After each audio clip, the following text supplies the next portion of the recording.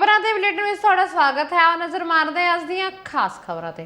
शहीदां दी धरती श्री फतेहगढ़ साहब दे railway station दे राहीं मुड़ rail गड्डियां चलन ते सिख संगतां विच खुशी दी लहर पाई जा रही है ते अज इसी खुशी विच लड्डू वंडे गए। इस मौके बोलदिआं बलजीत सिंह भुट्टा साबका चेयरमैन जिला परिषद ने दस्सिया कि यह रेल गड्डियां 2 सालों तो बंद पईआं सन ते 17 मार्च नूं संगतां ने रोस प्रदर्शन किया सी, जिस तो बाद रेलवे विभाग हरकत विच आया सी। हुण लोकां नूं श्री अनंदपुर साहब के दर्शनां लई जाना सुखाला हो गया है। जो श्री फतेहगढ़ साहब के स्टेशन पर अज असी सारी संगत इत्थे इकत्तर हुई है, क्योंकि अज जो लंबे समय तो जो ट्रेनां इत्थे बंद सी वो ट्रेनां की जिहड़ी शुरुआत हुई है और वो ट्रेनां दे रुकण करके संगतां 'च बड़ी खुशी की लहर है। क्योंकि अज इस महान धरती ते जिथे बाबा जोरा सिंह, बाबा फतेह सिंह ते माता गुजरी का खून डुलिया, उस धरती के उत्ते जो संगतां की मंग सी लंबे समय तो बंद पईआं ट्रेनां, जो पिछले समय असी 17 मार्च नूं इस स्टेशन ते आए, जदों स्टेशन नूं जिंदरे लगे हुए सी और इत्थे कोई मुलाजम नहीं सी, और जदों असी वीडियो इत्थे आके पाई और सोशल मीडिया ने, प्रिंट मीडिया ने, संगतां ने साडा सहयोग दिता, तो उस तो बाद महकमा हरकत च आया। दूसरे दिन ਜਿਹੜੇ ਇੱਥੋਂ ਦੇ ਮੁਲਾਜ਼ਮਾਂ ਦੀ ਬਦਲੀ ਹੋਈ और साफ सफाई ਆ ਸਾਰਾ ਕੰਮਕਾਰ ਇੱਥੇ ਸ਼ੁਰੂ ਹੋਏ और ਅਸੀਂ ईमेल ਪਾਈ ਵੀ ਇਹ ਸਾਡੀਆਂ ਮੰਗਾਂ ਨੇ।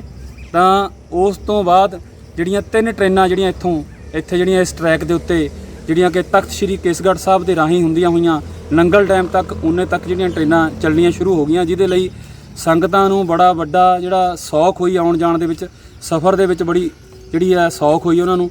ਔਰ ख़ास ਤੌਰ 'ਤੇ ਜਿੱਥੇ ਖਾਲਸਾ ਰਾਜ ਦੀ ਸਥਾਪਨਾ ਹੋਈ उस स्थान के उत्ते नतमस्तक होने का तख्त श्री केसगढ़ साहब जाण दा संगतां नूं जिहड़ा बड़ी सौख हुई।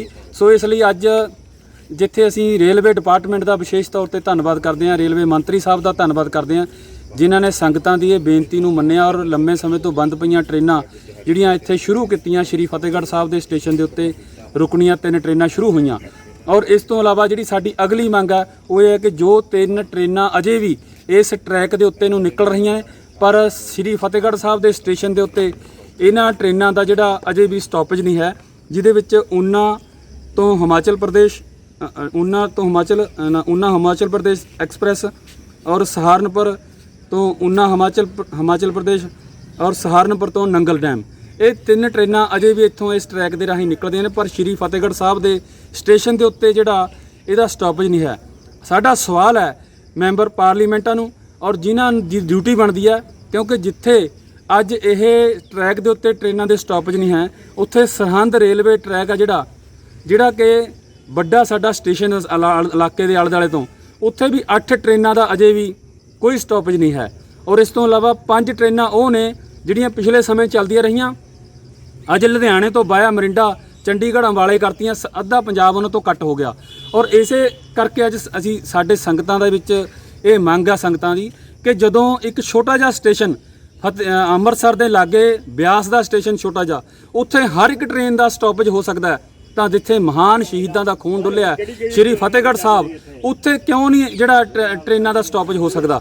सो इस करके संगतां दी जिहड़ी मंग है भी संगतां जिहड़ी इस गल नूं लैके मंग कर रही ने भी इत्थे जिहड़ियां सारियां ट्रेनां का स्टॉपेज किया जाए और जिहड़ियां ट्रेनां अजे तक चालू नहीं हुई उन्होंने ट्रेलों को इन्होंने ट्रैकों के उत्ते चलाया जाए, ताकि संगतां नूं सौख होवे और शहीदी जोड़ मेल गए समय थोड़े टाइम रह गया आउण च, उस तो पहला सारियां ट्रेनां जिहड़ियां इत्थे चालू कीती जाण। इसे ये साडी सारी संगत की मंग है और सारी संगत वालों समूह रेलवे डिपार्टमेंट का धन्नवाद करते हैं। फतेह बुलाउणा। वाहिगुरू जी का खालसा, वाहिगुरू जी की फतेह। पिछले दिनों में पौंग डैम ते पानी ज्यादा छड्डण कारण हलका खडूर साहब के काफ़ी पिंडां दे किसानां दीआं फसलां दा वड्डे पੱਧਰ ते नुकसान होया सी, जिस करके किसानां दी मंग सी कि हरीके हैड ते पानी गेट खोल के अगे छड्डिया जावे। इस नूं लैके किसानां ने सरहाली विखे जाम भी लगाया सी, हुण प्रशासन ने कोई हल नहीं किता। अज मुड़ इसे रोस विच हरीके विखे नैशनल हाईवे 54 जाम किया गया। जी साडा पानी का मसला वा, पानी बहुत ज़्यादा बाताब दे विच आ गया वा पौंग डैम तो, ते जिहड़ा वा प्रशासन जां ड्रेन विभाग वाले हरीके तो अगे पानी रिलीफ नहीं कर रहे। जद तक वो करते नहीं, साड़ियाँ फसलां बिल्कुल बर्बाद हो गई वा। इस करके असीं सरकार नूं जगाउण वास्ते आए भी साडी गल सुणो। पिछले 15-20 दिन तो असीं सरकार नूं जगाउंदे आ रहे हैं पर नहीं जागी। ਹਾਰ ਕੇ ਸਾਨੂੰ ਜਿਹੜਾ ਨੈਸ਼ਨਲ ਹਾਈਵੇ ਜਿਹੜਾ ਉਹ ਜਾਮ ਕਰਨਾ ਪਿਆ ਵਾ, ਜਿਹਦੇ ਵਾਸਤੇ ਅਸੀਂ ਰਾਹਗੀਰਾਂ ਤੋਂ ਮਾਫੀ ਮੰਗਦੇ ਹਾਂ ਕਿ ਬਹੁਤ ਪਰੇਸ਼ਾਨੀ ਲੋਕਾਂ ਨੂੰ ਆ ਰਹੀ ਆ। ਪਰ ਅਸੀਂ ਵੀ ਪਰੇਸ਼ਾਨ ਵਾਂ, ਲੋਕਾਂ ਨੂੰ ਇਹਨੇ ਵੀ ਸਾਡਾ ਸਾਥ ਦਿਓ। ਅਸੀਂ ਉਹਨਾਂ ਚਿਰ ਪੱਕਾ ਧਰਨਾ ਲਾ ਕੇ ਰੱਖਣਾ ਜਦ ਤੱਕ ਪਾਣੀ ਜਿਹੜਾ ਵਾ ਹਰੀਕੇ ਜਿਹੜਾ ਵਾ ਹੈੱਡ ਵਰਕਸ ਤੋਂ ਅੱਗੇ ਡਾਊਨ ਛੱਡਿਆ ਨਹੀਂ ਜਾਂਦਾ। ਕਿਹੜੀਆਂ ਜਿਹੜੀਆਂ ਮੰਗਾਂ ਵਾ ਜਿਹੜੀਆਂ ਸਰਕਾਰ ਵੱਲੋਂ ਮੰਨੀਆਂ ਨਹੀਂ ਜਾ ਰਹੀਆਂ? ਨੰਬਰ 1 ਤੇ ਜਿਹੜਾ ਪਾਣੀ ਫੇਲਾ ਤੇ ਜਿਹੜੀ ਬਹੁਤ ਜ਼ਰੂਰੀ ਜਿਹੜੀ ਛੇਤੀ ਵਾਲੀ ਆ, ਉਹਦੇ ਆ ਵੀ ਜਿਹੜਾ ਪਾਣੀ ਥੱਲੇ ਛੱਡ ਨਹੀਂ ਰਿਹਾ ਬਿਲਕੁਲ ਹੀ, ਜਿਹੜਾ ਉਹ ਪਾਣੀ ਛੱਡਣ, ਇਹਦਾ ਸਾਨੂੰ ਬੰਨ੍ਹ ਬਣਾ ਕੇ ਦੇਣ, ਕੋਈ ਪੱਕਾ ਇਹਦਾ ਹੱਲ ਕਰਨ, ਜੇ ਨਹੀਂ ਕਰਨਾ ਸਾਡੀਆਂ ਜ਼ਮੀਨਾਂ ਅਕਵਾਇਰ ਕਰਨ ਤੇ ਸਾਨੂੰ ਇਹਦਾ ਯੋਗ ਮੁਆਵਜ਼ਾ ਦੇ ਦੇਣ। ਸੱਚੇ ਦਿਲ ਨਾਲ ਕੀਤੀ ਮਿਹਨਤ ਹਮੇਸ਼ਾ ਰੰਗ ਲਾਉਂਦੀ ਹੈ। ਗੱਲ ਕਰਦੇ ਹਾਂ ਬਟਾਲੇ ਦੀ ਰਹਿਣ ਵਾਲੀ ਰਮਨਦੀਪ ਕੌਰ ਦੀ, ਜਿਸ ਦੀ ਧੀ ਨਾ ਸੁਣ ਸਕਦੀ ਹੈ ਤੇ ਨਾ ਬੋਲ ਸਕਦੀ ਹੈ। ਰਮਨਦੀਪ ਕੌਰ ਆਪਣੀ ਬੇਟੀ ਦੇ ਨਾਲ-ਨਾਲ 25 ਹੋਰ ਬੱਚਿਆਂ ਨੂੰ ਪੜ੍ਹਾਈ ਕਰਵਾਉਂਦੀ ਹੈ ਤੇ ਨਾਲ ਉਸਨੇ 2 ਅਧਿਆਪਕ ਵੀ ਰੱਖੇ ਹੋਏ ਹਨ। ਰਮਨ ਨੇ ਕਿਹਾ ਕਿ ਉਸਨੇ ਬਕਾਇਦਾ ਸਿਖਲਾਈ ਲਈ ਇਸ ਕੰਮ ਵਿੱਚ ਉਸਦੇ ਵਿਦੇਸ਼ ਵਿੱਚ ਰਹਿੰਦੇ ਪਤੀ ਦਾ ਬਹੁਤ ਸਾਥ ਹੈ। ਸਕੂਲ ਜਦੋਂ ਮੇਰੀ ਬੇਟੀ 15 ਮਹੀਨਿਆਂ ਦੀ ਸੀਗੀ ਤੇ ਉਸ ਤੋਂ ਬਾਅਦ ਜਦੋਂ ਮੈਨੂੰ ਪਤਾ ਲੱਗਾ ਕਿ ਮੇਰੀ ਬੇਟੀ ਹੀਅਰਿੰਗ ਇੰਪੇਅਰਡ ਹੈ, ਹੌਲੀ ਜਦੋਂ ਅਸੀਂ ਵਾਪਸ ਆਸਟ੍ਰੇਲੀਆ ਤੋਂ ਇੱਥੇ ਆਏ ਤੇ ਇੱਥੇ ਮੈਨੂੰ ਪ੍ਰੋਪਰ ਕੋਈ ਸਕੂਲ ਨਹੀਂ ਮਿਲਿਆ। ਫਿਰ 2 ਸਾਲ ਅਸੀਂ ਪਿੰਗਲਵਾੜੇ ਮਾਨਾਵਾਲ ਜਾਂਦੇ ਰਹੇ ਇਹਦੀ ਪੜ੍ਹਾਈ ਵਾਸਤੇ, ਨਾਲ ਮੈਂ ਉੱਥੇ ਟੀਚ ਵੀ ਕੀਤਾ ਤੇ 2 ਸਾਲ ਤੋਂ ਬਾਅਦ ਮੈਨੂੰ ਲੱਗਾ ਕਿ ਨਹੀਂ, ਇੱਥੇ ਵੀ ਇੱਕ ਸਕੂਲ ਹੋਣਾ ਚਾਹੀਦਾ, ਕਿਉਂਕਿ ਬਟਾਲੇ ਦੇ ਆਸੇ-ਪਾਸੇ ਏਰੀਆ ਵਿੱਚ ਕੋਈ ਵੀ ਸਕੂਲ ਹੀਅਰਿੰਗ ਇੰਪੇਅਰਡ ਬੱਚਿਆਂ ਵਾਸਤੇ ਨਹੀਂ ਸੀ ਹੈਗਾ। ਫਿਰ 4-5 ਬੱਚਿਆਂ ਤੋਂ ਮੈਂ ਇਸ ਸਕੂਲ ਦੀ ਸ਼ੁਰੂਆਤ ਕੀਤੀ ਤੇ ਹੁਣ ਇਸ ਟਾਈਮ ਮੇਰੇ ਸਕੂਲ ਵਿੱਚ 25 ਬੱਚੇ ਨੇ ਜਿਨ੍ਹਾਂ ਨੂੰ ਮੈਂ ਕਰਵਾ ਰਹੀ ਹਾਂ। 2 ਟੀਚਰਸ ਮੈਂ ਨਾਲ ਰੱਖੀਆਂ ਹੋਈਆਂ ਨੇ ਜਿਨ੍ਹਾਂ ਦਾ ਨਾਲ ਮੇਰਾ ਪੂਰਾ ਸਾਥ ਹੈ ਤੇ ਮੇਰੀ ਫੈਮਿਲੀ ਦਾ ਪੂਰਾ ਸਪੋਰਟ ਹੈਗਾ ਮੇਰੇ ਨਾਲ, ਤੇ ਫੈਮਿਲੀ ਦਾ ਸਪੋਰਟ ਹੋਣ ਕਰਕੇ ਹੀ ਮੈਂ ਪ੍ਰੋਪਰ ਆਪਣਾ ਸਕੂਲ ਚਲਾ ਰਹੀ ਹਾਂ। 25 ਬੱਚੇ ਨੇ, ਬਟ ਇਹ ਹੈ ਕਿ ਮੈਂ ਕਲਾਸਿਸ ਡਿਵਾਈਡ ਕੀਤੀਆਂ ਹੋਈਆਂ ਨੇ, ਪ੍ਰੋਪਰ ਟੀਚਰਸ ਰੱਖੀਆਂ ਹੋਈਆਂ ਨੇ। ਇਹਨਾਂ ਦਾ ਪ੍ਰੋਪਰ ਮੈਂ ਸਿਲੇਬਸ ਬਣਾਉਂਦੀ ਹਾਂ ਕਿ ਕਿੱਦਾਂ ਬੱਚੇ ਨੂੰ ਕੀ ਕਰਵਾਉਣਾ ਹੈ, ਕਿੱਦਾਂ ਇਹਨਾਂ ਬੱਚਿਆਂ ਨੂੰ ਸਮਝਾਉਣਾ ਹੈ, ਵੀਡੀਓ ਥਰੂ ਲਿਖਣ ਦਾ, ਡਰਾਇੰਗ ਦਾ ਸਾਰਾ ਕੁਝ ਮੈਂ ਨਾਲ ਕਰਵਾਉਂਦੀ ਹਾਂ। ਜਿਹੜੇ ਪੇਰੈਂਟਸ ਤੇ ਫੀਸ ਦੇ ਸਕਦੇ ਨੇ ਤੇ ਉਹਨਾਂ ਕੋਲੋਂ ਮੈਂ ਫੀਸ ਲੈ ਰਹੀ ਹਾਂ, ਤੇ ਜਿਹੜੇ ਨਹੀਂ ਪੇਰੈਂਟਸ ਫੀਸ ਦੇ ਸਕਦੇ ਉਹਨਾਂ ਦਾ ਫ੍ਰੀ ਆਫ ਕਾਸਟ ਹੈ, ਉਹਨਾਂ ਨੂੰ ਮੈਂ ਬੁੱਕਸ ਵਗੈਰਾ, ਯੂਨੀਫਾਰਮ ਵਗੈਰਾ ਪ੍ਰੋਵਾਈਡ ਕਰਦੀ ਹਾਂ। ਖੁਸ਼ੀ ਬਹੁਤ ਮਿਲਦੀ ਹੈ ਕਿਉਂਕਿ ਮੈਂ ਇੱਕ ਉਹਨਾਂ ਬੱਚਿਆਂ ਨੂੰ ਪੜ੍ਹਾ ਰਹੀ ਹਾਂ ਜਿਨ੍ਹਾਂ ਨੂੰ ਕੋਈ ਵੀ ਨਹੀਂ ਪੜ੍ਹਾ ਸਕਦਾ, ਕਿਉਂਕਿ ਪ੍ਰਾਈਵੇਟ ਸਕੂਲ ਜਿੰਨੇ ਵੀ ਹੈਗੇ ਨੇ ਉਹਨਾਂ ਨੂੰ ਮਨਾ ਨਹੀਂ ਹੈਗਾ ਕਿ ਤੁਸੀਂ ਸਪੈਸ਼ਲ ਬੱਚੇ ਨੂੰ ਮਨਾ ਕਰ ਸਕਦੇ, ਬਟ ਉਹਨਾਂ ਕੋਲ ਪ੍ਰੋਪਰ ਟੀਚਰ ਨਹੀਂ ਹੈਗੇ ਜਿਹੜੇ ਇਹਨਾਂ ਬੱਚਿਆਂ ਨੂੰ ਕਰਵਾ ਸਕਣ। ਇਸ ਕਰਕੇ ਮੈਨੂੰ ਮਾਣ ਮਹਿਸੂਸ ਹੁੰਦਾ ਕਿ ਵੱਡੇ ਸਕੂਲ ਨਹੀਂ ਕਰਾ ਸਕਦੇ ਜਿਹੜੇ ਮੈਂ ਕਰਵਾ ਰਹੀ ਹਾਂ, ਤੇ ਮੈਨੂੰ ਆਪਣੇ ਆਪ ਤੇ ਆਪਣੀ ਬੇਟੀ ਤੇ ਪ੍ਰਾਊਡ ਮਹਿਸੂਸ ਹੁੰਦਾ। ਪੰਜਾਬ ਸਰਕਾਰ ਵੱਲੋਂ ਕਰਵਾਈਆਂ ਜਾ ਰਹੀਆਂ ਖੇਡਾਂ ਵਤਨ ਪੰਜਾਬ ਦੀਆਂ ਤਹਿਤ ਅੱਜ ਬਟਾਲਾ ਦੇ ITI ਖੇਡ ਸਟੇਡੀਅਮ ਵਿੱਚ ਪੂਰੇ ਜੋਸ਼ੋ ਖਰੋਸ਼ ਨਾਲ ਬਲਾਕ ਪੱਧਰ ਤੇ ਸ਼ੁਰੂ ਹੋ ਗਈਆਂ, ਜਿਸ ਦਾ ਉਦਘਾਟਨ ਬਟਾਲਾ ਦੇ ਵਿਧਾਇਕ ਅਮਨ ਸ਼ੇਰ ਸਿੰਘ ਕਲਸੀ ਨੇ ਕੀਤਾ। ਇਸ ਮੌਕੇ ਤੇ ਐਥਲੈਟਿਕਸ, ਫੁੱਟਬਾਲ ਤੇ ਵਾਲੀਬਾਲ ਦੇ ਮੁਕਾਬਲੇ ਵੀ ਕਰਵਾਏ ਗਏ। ਸਾਡਾ ਪੰਜਾਬ ਦਾ ਭਵਿੱਖ ਹੈ ਜੀ, ਜਿਹੜਾ ਕਿਤੇ ਨਾ ਕਿਤੇ ਪਿਛਲੀਆਂ ਸਰਕਾਰਾਂ ਵੇਲੇ ਅਲੋਪ ਹੋ ਗਿਆ ਸੀ, ਨਜ਼ਰ ਆ ਰਿਹਾ ਸੀ। ਸਾਡੇ ਮਾਣਯੋਗ ਸਰਦਾਰ ਮੁੱਖ ਮੰਤਰੀ ਜੀ ਸਰਦਾਰ ਭਗਵੰਤ ਸਿੰਘ ਮਾਨ ਹੋਣਾ ਨੇ ਇਹ ਦੀਵੇ ਨੂੰ ਫਿਰ ਪ੍ਰਫੁੱਲਤ ਕੀਤਾ ਹੈ, ਇਹਦੀ ਰੋਸ਼ਨੀ ਵਧਾ ਰਹੇ ਆ। ਆ ਸਾਡੇ ਬੱਚੇ, ਇਹ ਆਉਣ ਵਾਲਾ ਪੰਜਾਬ ਦਾ ਭਵਿੱਖ ਹੈ, ਸਾਡੇ ਦੇਸ਼ ਦਾ ਭਵਿੱਖ ਹੈ। ਇਹ ਮੈਂ ਧੰਨਵਾਦ ਕਰਦਾ ਉਹਨਾਂ ਦਾ ਜਿਹੜਾ ਸ਼ਲਾਘਾਯੋਗ ਕਦਮ ਹੈ। ਇਹ ਖੇਡਾਂ ਵਤਨ ਪੰਜਾਬ ਦੀਆਂ ਅੱਜ ਬੱਚੇ ਮੈਂ ਦੇਖ ਰਿਹਾ ਵੀ ਅੱਜ ਜ਼ਿਲ੍ਹੇ ਲੈਵਲ, ਹਲਕੇ ਵਾਈਜ਼ ਖੇਡਾਂ ਹੋਣਗੀਆਂ, ਕੱਲ੍ਹ ਨੂੰ ਪੰਜਾਬ ਲੈਵਲ ਤੇ ਹੋਣਗੇ। ਇਹਨਾਂ ਵਿੱਚੋਂ ਬੱਚੇ ਜਿਹੜੇ ਨੇ ਸਾਡੇ ਵਧੀਆ, ਸਾਡੇ ਪੰਜਾਬ ਦਾ, ਸਾਡੇ ਦੇਸ਼ ਦਾ ਭਵਿੱਖ ਬਣਨਗੇ। ਸੋ ਸਾਡੀ ਪੁਰਜ਼ੋਰ ਕੋਸ਼ਿਸ਼ ਹੈ, ਸਰਕਾਰ ਦੀ ਕੋਸ਼ਿਸ਼ ਹੈ ਵੀ ਬੱਚਿਆਂ ਨੂੰ ਕਿਸੇ ਵੀ ਚੀਜ਼ ਦੀ ਲੋੜ ਪੈਂਦੀ ਹੈ, ਸਰਕਾਰ ਉਹਨਾਂ ਦੇ ਨਾਲ ਮੋਢੇ ਨਾਲ ਮੋਢਾ ਲਾ ਕੇ। ਖੇਡ ਮਿਲੇ ਕਿਹੜੀ ਖੇਡਾਂ ਖੇਡੀਆਂ? ਤੁਹਾਡੇ ਸਾਹਮਣੇ ਹੈ ਜੀ, ਕਬੱਡੀ ਹੋ ਰਹੀ ਹੈ, ਦੌੜ ਹੋ ਰਹੀ ਹੈ, ਖੋ-ਖੋ ਦਾ ਮੈਚ ਹੋ ਰਿਹਾ, ਵਾਲੀਬਾਲ ਹੋ ਰਿਹਾ, ਫੁੱਟਬਾਲ ਹੋ ਰਿਹਾ। ਤਕਰੀਬਨ ਇਹ ਖੁੱਲ੍ਹੇ ਸੱਦੇ ਦਿੱਤੇ ਆ, ਆਓ ਆਪਣਾ ਜੋਹਰ ਵਿਖਾਓ। ਅੱਗੇ ਕਿੱਥੇ ਮੌਕਾ ਮਿਲਦਾ ਸੀ, ਅੱਗੇ ਸਿਫਾਰਸ਼ਾਂ ਚੱਲਦੀਆਂ ਸੀ, ਹੁਣ ਗਰਾਊਂਡ ਲੈਵਲ ਤੇ ਆ। ਜਿਹੜਾ ਬੱਚਾ ਮਿਹਨਤ ਕਰਦਾ ਨੈਚੁਰਲੀ ਅੱਗੇ ਜਾਂਦਾ। ਵੈਸੇ ਮਕਸਦ ਕੀ ਹੈਗਾ, ਅੱਗੇ ਕੋਈ ਫਾਇਦਾ ਲਾਉਣਾ? ਮਕਸਦ ਫਾਇਦਾ ਵੇਖੋ, ਸਭ ਤੋਂ ਵੱਡੀ ਗੱਲ ਇਹ ਨਸ਼ਿਆਂ ਦਾ ਦੌਰ, ਪੰਜਾਬ ਨਸ਼ਿਆਂ ਦਾ ਦਰਿਆ ਕਿਹਾ ਜਾਣ ਵਾਲਾ ਸੀ। ਅੱਜ ਬੱਚਿਆਂ ਦਾ ਰੁਝਾਨ ਚੇਂਜ ਕਰ ਰਹੇ, ਉਹਨਾਂ ਨੂੰ ਦੱਸ ਰਹੇ ਆ। ਕਈ ਵਾਰੀ ਜਦੋਂ ਬੱਚਾ ਖੇਡ 'ਚ ਅੱਗੇ ਨਿਕਲਦਾ ਤੇ ਬੱਚੇ ਕੰਪੀਟੀਸ਼ਨ ਖੇਡਾਂ ਨਾਲ ਕਰਨ ਲੱਗ ਪੈਂਦੇ, ਯਾਰ ਉਹ ਅੱਗੇ ਨਿਕਲ ਗਿਆ, ਮੈਨੂੰ ਜਾਣਾ ਚਾਹੀਦਾ ਸੀ। ਟਰੈਕ ਚੇਂਜ ਹੋ ਗਿਆ, ਇਸੇ ਟਰੈਕ ਨਾਲ ਪੰਜਾਬ ਖੁਸ਼ਹਾਲ ਹੋਊਗਾ, ਸਾਡਾ ਦੇਸ਼ ਖੁਸ਼ਹਾਲ ਹੋਊਗਾ। ਜਿਹੜੇ ਖਿਡਾਰੀ ਨੈਸ਼ਨਲ ਲੈਵਲ ਤੇ ਖੇਡ ਕੇ ਆਉਂਦੇ ਨੇ ਉਹ ਨੌਕਰੀ ਤੋਂ ਅਧੂਰੇ ਰਹਿ ਜਾਂਦੇ ਨੇ, ਕੀ ਅਪੀਲ ਕਰਨਾ ਚਾਹੁੰਦੇ ਹੋ ਗਵਰਨਮੈਂਟ? ਦੇਖੋ ਜੀ, ਇਹ ਪੁਰਾਣੀਆਂ ਗੱਲਾਂ ਨੇ, ਨਵੀਆਂ ਗੱਲਾਂ ਕਰੋ ਸਾਡੇ ਨਾਲ। ਹੁਣ ਜਿਹੜੇ ਖੇਡ ਕੇ ਆਉਣਗੇ ਨਾ ਉਹਨਾਂ ਦਾ ਮੁੱਲ ਪਊ। ਬਿਆਸ ਵਿੱਚ ਨਿਹੰਗ ਸਿੰਘਾਂ ਤੇ ਡੇਰਾ ਬਿਆਸ ਪ੍ਰੇਮੀਆਂ ਵਿੱਚ ਹੋਈ ਖੂਨੀ ਝੜਪ ਤੇ ਹੁਣ ਏਡੀਜੀਪੀ ਲਾਅ ਐਂਡ ਆਰਡਰ ਨੇ ਬਿਆਸ ਪਹੁੰਚ ਕੇ ਸਥਿਤੀ ਦਾ ਜਾਇਜ਼ਾ ਲਿਆ। ਉਹਨਾਂ ਕਿਹਾ ਕਿ ਇਹ ਛੋਟਾ ਜਿਹਾ ਝਗੜਾ ਸੀ ਜਿਸ ਨੂੰ ਪੁਲਿਸ ਨੇ ਸਮਾਂ ਰਹਿੰਦੇ ਕਾਬੂ ਪਾ ਲਿਆ। ਸੁਰੱਖਿਆ ਦੇ ਵਿੱਚ ਮਿਲਾ ਕੇ ਕਰੀਬ 10 ਬੰਦੇ ਅਜੇ ਤੱਕ ਜੋ ਸਾਨੂੰ ਪਤਾ ਲੱਗਿਆ ਹੈ ਕਿ ਕੁਝ ਨੂੰ ਮਾਈਨਰ ਇੰਜਰੀਜ਼ ਹੈ, ਕੁਝ ਨੂੰ ਥੋੜਾ ਸਾ ਜ਼ਿਆਦਾ ਹੈ, ਬਟ ਕੋਈ they are all out of danger, ਕੋਈ ਇਹੋ ਜਿਹੀ ਗੱਲ ਨਹੀਂ ਹੈ। ਲੇਕਿਨ ਆਪਸ 'ਚ 10 ਬੰਦੇ ਦੋਵੇਂ ਪਾਸੋਂ ਮਿਲਾ ਕੇ ਤਿੰਨੇ ਪੱਖਾਂ ਪੁਲਿਸ ਦੇ ਵੀ ਪਹਿਲਾਂ ਮੈਂ ਕਿੰਨੀ ਰੱਖਿਆ ਇਹ ਦੱਸੋ ਕਿ ਸ਼ੁਰੂ ਤੋਂ ਕਿ ਇਹਨਾਂ ਦਾ ਜਿਹੜਾ ਕਲੈਸ਼ ਸੀਗਾ ਕਿਵੇਂ ਸ਼ੁਰੂ ਹੋਇਆ? ਤੁਸੀਂ ਕਿਹਾ ਕਿ ਪ੍ਰੋਪਰਟੀ ਦਾ ਵਿਵਾਦ ਸੀਗਾ, ਕਿਵੇਂ ਸ਼ੁਰੂ ਇਹਨਾਂ ਦੀ? ਨਹੀਂ, ਇਹ ਤਾਂ ਇੱਕ ਨਿਸ਼ਕਰਸ਼ ਤੇ ਪਹੁੰਚਣ ਵਾਲੀ ਗੱਲ ਹੋਏਗੀ ਜੀ। ਵੀ ਆਰ ਸਟਿਲ ਇਨਵੈਸਟੀਗੇਟਿੰਗ ਕਿਉਂਕਿ ਕਲੇਮਸ ਹੈ, ਕਾਊਂਟਰ ਕਲੇਮਸ ਹੈ। ਕੋਈ ਕਹਿੰਦਾ ਜੀ ਅਸੀਂ ਨਹੀਂ ਐਗਰੈਸਰ ਸੀਗੇ, ਕੋਈ ਕਹਿੰਦਾ ਜੀ ਅਸੀਂ ਨਹੀਂ ਐਗਰੈਸਰ ਸੀ। ਸੋ ਇਹ ਡਿਟਰਮਿਨ ਕਰਨਾ ਇਹ ਪੁਲਿਸ ਦਾ ਕੰਮ ਹੈ। ਇਹ ਇਨਵੈਸਟੀਗੇਟ ਕਰ ਰਹੇ ਆ। ਬਹੁਤ ਸਾਰੇ ਲੋਕਾਂ ਦੇ ਬਿਆਨ ਲਿਖੇ ਗਏ ਆ। ਐਸਐਸਪੀ ਸਾਹਿਬ ਆਪ ਇਸ ਇਨਵੈਸਟੀਗੇਸ਼ਨ ਨੂੰ ਲੀਡ ਕਰ ਰਹੇ ਆ, ਆਈਜੀ ਸਾਹਿਬ ਸੁਪਰਵਾਈਜ਼ ਕਰ ਰਹੇ ਆ। ਔਰ ਅੱਜ ਅਸੀਂ ਸਾਰੀ ਪਾਰਟੀਆਂ ਨਾਲ ਵੀ ਗੱਲ ਕੀਤੀ ਹੈ ਜਿਹੜੀ ਕੰਸਰਨਡ ਪਾਰਟੀ ਸੀਗੀਆਂ। ਸੋ ਅਸੀਂ ਉਹਨਾਂ ਨੂੰ ਵੀ ਇਹੀ ਦੱਸਿਆ ਕਿ ਜੋ ਜਿਸਨੇ ਗਲਤੀ ਕੀਤੀ ਹੈ ਉਸ ਨੂੰ ਉਸ ਦੀ ਸਜ਼ਾ। ਥੋੜਾ ਜਿਹਾ ਸੀਨ ਸਮਝਾ ਦਿਓ ਕਿ ਜਿਹੜੇ ਨਿਹੰਗ ਸਿੰਘ ਸੀਗੇ ਉਹੀ ਤੁਹਾਨੂੰ ਦੱਸ ਰਿਹਾ ਕਿ ਇਹ ਕੋਈ ਇੱਕ ਅਜੇ ਇੰਨੀ ਛੇਤੀ ਕਨਕਲੂਜਨ 'ਚ ਪਹੁੰਚਣ ਵਾਲੀ ਗੱਲ ਨਹੀਂ, ਕਿਉਂਕਿ ਦੇ ਆ ਕਲੇਮਸ, ਦੇ ਆ ਕਾਊਂਟਰ ਕਲੇਮਸ। ਇਹ ਕਹਿੰਦੇ ਆ ਜੀ ਇਹ ਸਾਡੀ ਜ਼ਮੀਨ 'ਚ ਆ ਗਏ, ਇਸ ਕਰਕੇ ਇਹ ਝਗੜਾ ਵਿਵਾਦ ਸ਼ੁਰੂ ਹੋਇਆ। ਦੂਸਰੇ ਕਹਿੰਦੇ ਜੀ ਇਹਨਾਂ ਨੇ ਸਾਡੇ ਬੰਦਿਆਂ ਨੂੰ ਪਹਿਲਾਂ ਕੁੱਟਮਾਰ ਕੀਤੀ ਤਾਂ ਸਾਡੇ ਵੱਲੋਂ ਆਪਣੇ ਬਚਾਅ ਦੇ ਵਿੱਚ ਝਗੜਾ। ਹੁਣ ਇਹ ਇਨਵੈਸਟੀਗੇਸ਼ਨ ਦਾ ਮੈਟਰ ਹੈ, ਲੇਕਿਨ ਇਹ ਜ਼ਮੀਨ ਦਾ ਇੱਕ ਮਸਲਾ, ਕੋਈ ਫਿਰਕਾ, ਕੋਈ ਧਰਮ, ਕੋਈ ਉਸ ਦਾ ਨਹੀਂ ਹੈ। ਇੱਕ ਜ਼ਮੀਨ ਨੂੰ ਲੈ ਕੇ ਸ਼ੁਰੂ ਹੋਈ ਹੈ। ਹੁਣ ਕੌਣ ਕਿੰਨਾ ਕਸੂਰਵਾਰ, ਕਿਸ ਤਰ੍ਹਾਂ ਦੀ ਸਟੋਰੀ ਬਣੀ, that we are looking. Tarn Taran ਨੇੜੇ ਪੈਂਦੇ ਪਿੰਡ ਖਾਰਾ ਵਿੱਚ ਬੀਤੀ ਰਾਤ ਸ਼ਾਮ ਵੇਲੇ ਘਰ ਵਿੱਚ ਰੰਗ ਰੋਗਨ ਕਰਦੇ ਸਮੇਂ ਕਰੰਟ ਲੱਗਣ ਨਾਲ ਇੱਕ ਵਿਅਕਤੀ ਦੀ ਮੌਤ ਹੋ ਗਈ ਤੇ ਇੱਕ ਜ਼ਖਮੀ ਵੀ ਹੋ ਗਿਆ। ਪ੍ਰਾਪਤ ਜਾਣਕਾਰੀ ਮੁਤਾਬਕ ਘਰ ਵਿੱਚ ਵਿਆਹ ਹੋਣ ਕਰਕੇ ਰੰਗ ਰੋਗਨ ਦਾ ਕੰਮ ਚੱਲ ਰਿਹਾ ਸੀ। ਬਹਰਾਲ ਜ਼ਖਮੀ ਨੂੰ ਅੰਮ੍ਰਿਤਸਰ ਦੇ ਹਸਪਤਾਲ ਵਿੱਚ ਦਾਖਲ ਕਰਵਾ ਦਿੱਤਾ ਗਿਆ ਹੈ। ਸੁਖਵਿੰਦਰ ਸਿੰਘ ਗਿੱਲ, ਠੱਠੀ ਖਾਰਾ, ਕਿਸਾਨ ਮਜ਼ਦੂਰ ਸੰਘਰਸ਼ ਕਮੇਟੀ ਦੇ ਸਬਾਈ ਆਗੂ ਹਾਂ।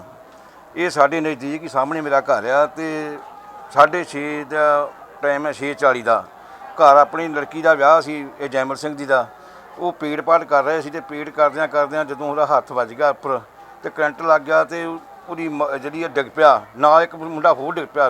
ਦੋਵਾਂ ਦੀ ਹਾਲਤ ਗੰਭੀਰ ਬਣ ਗਈ ਆ। ਇਹਨਾਂ ਰੌਲਾ ਪਾਇਆ, ਸਾਰੇ ਇੱਥੇ ਆਏ, ਮਿੱਟੀ ਦੇ ਵਿੱਚ ਨੱਪਿਆ, ਪਰ ਦਵਾ ਤਾਂ ਮੁੜ ਕੇ ਇੱਧਰ ਨੂੰ ਲੈ ਗਏ ਆ। ਪਰ ਜਦੋਂ ਇੱਥੋਂ ਤੋਂ ਲੈ ਕੇ ਤੁਰੇ ਆ ਉਦੋਂ ਹੀ ਉਹ ਖਤਮ ਹੋ ਚੁੱਕਾ ਸੀ।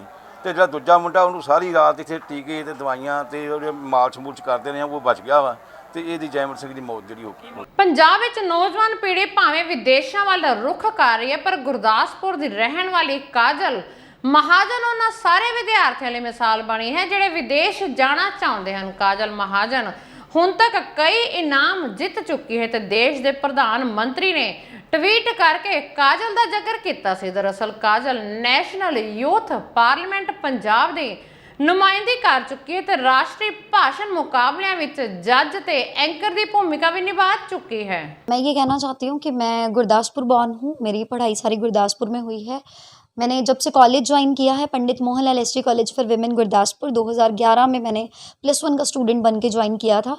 तब से मेरे गाइड डॉक्टर मिसेस नीलम सेठी मैम की रहनुमाई के साथ साथ अपने टीचर्स की सपोर्ट के साथ साथ मैंने जो है वो लिटरेरी इवेंट्स में पार्टिसिपेट किया, डिबेट में, डिक्लामेशन में, पॉलिटिकल सिम्पोजियम में, एक्सटेम्पर में, जस्ट अ मिनट में। इन सब के लिए मुझे मेरे प्रिंसिपल मैम ने गाइड किया, मेरे टीचर्स ने गाइड किया। और इसी के साथ साथ मैंने कॉलेज में 2 बार student of the year award जीता है, 2 बार मैंने पंजाब स्टेट को रिप्रेजेंट किया है नेशनल लेवल पे, एक बार नेशनल डिक्लेमेशन कॉन्टेस्ट में और एक बार मुझे मौका मिला कि मैं स्टेट को रिप्रेजेंट कर पाऊँ नेशनल यूथ पार्लियामेंट में, सेंट्रल हॉल ऑफ पार्लियामेंट। तो वो मेरे लिए बहुत बड़ा एक्सपीरियंस था क्योंकि मैं एक ऐसी लड़की पहली बार सेलेक्ट हुई थी पंजाब से जो सेंट्रल हॉल ऑफ पार्लियामेंट में पहुंचने जा रही थी।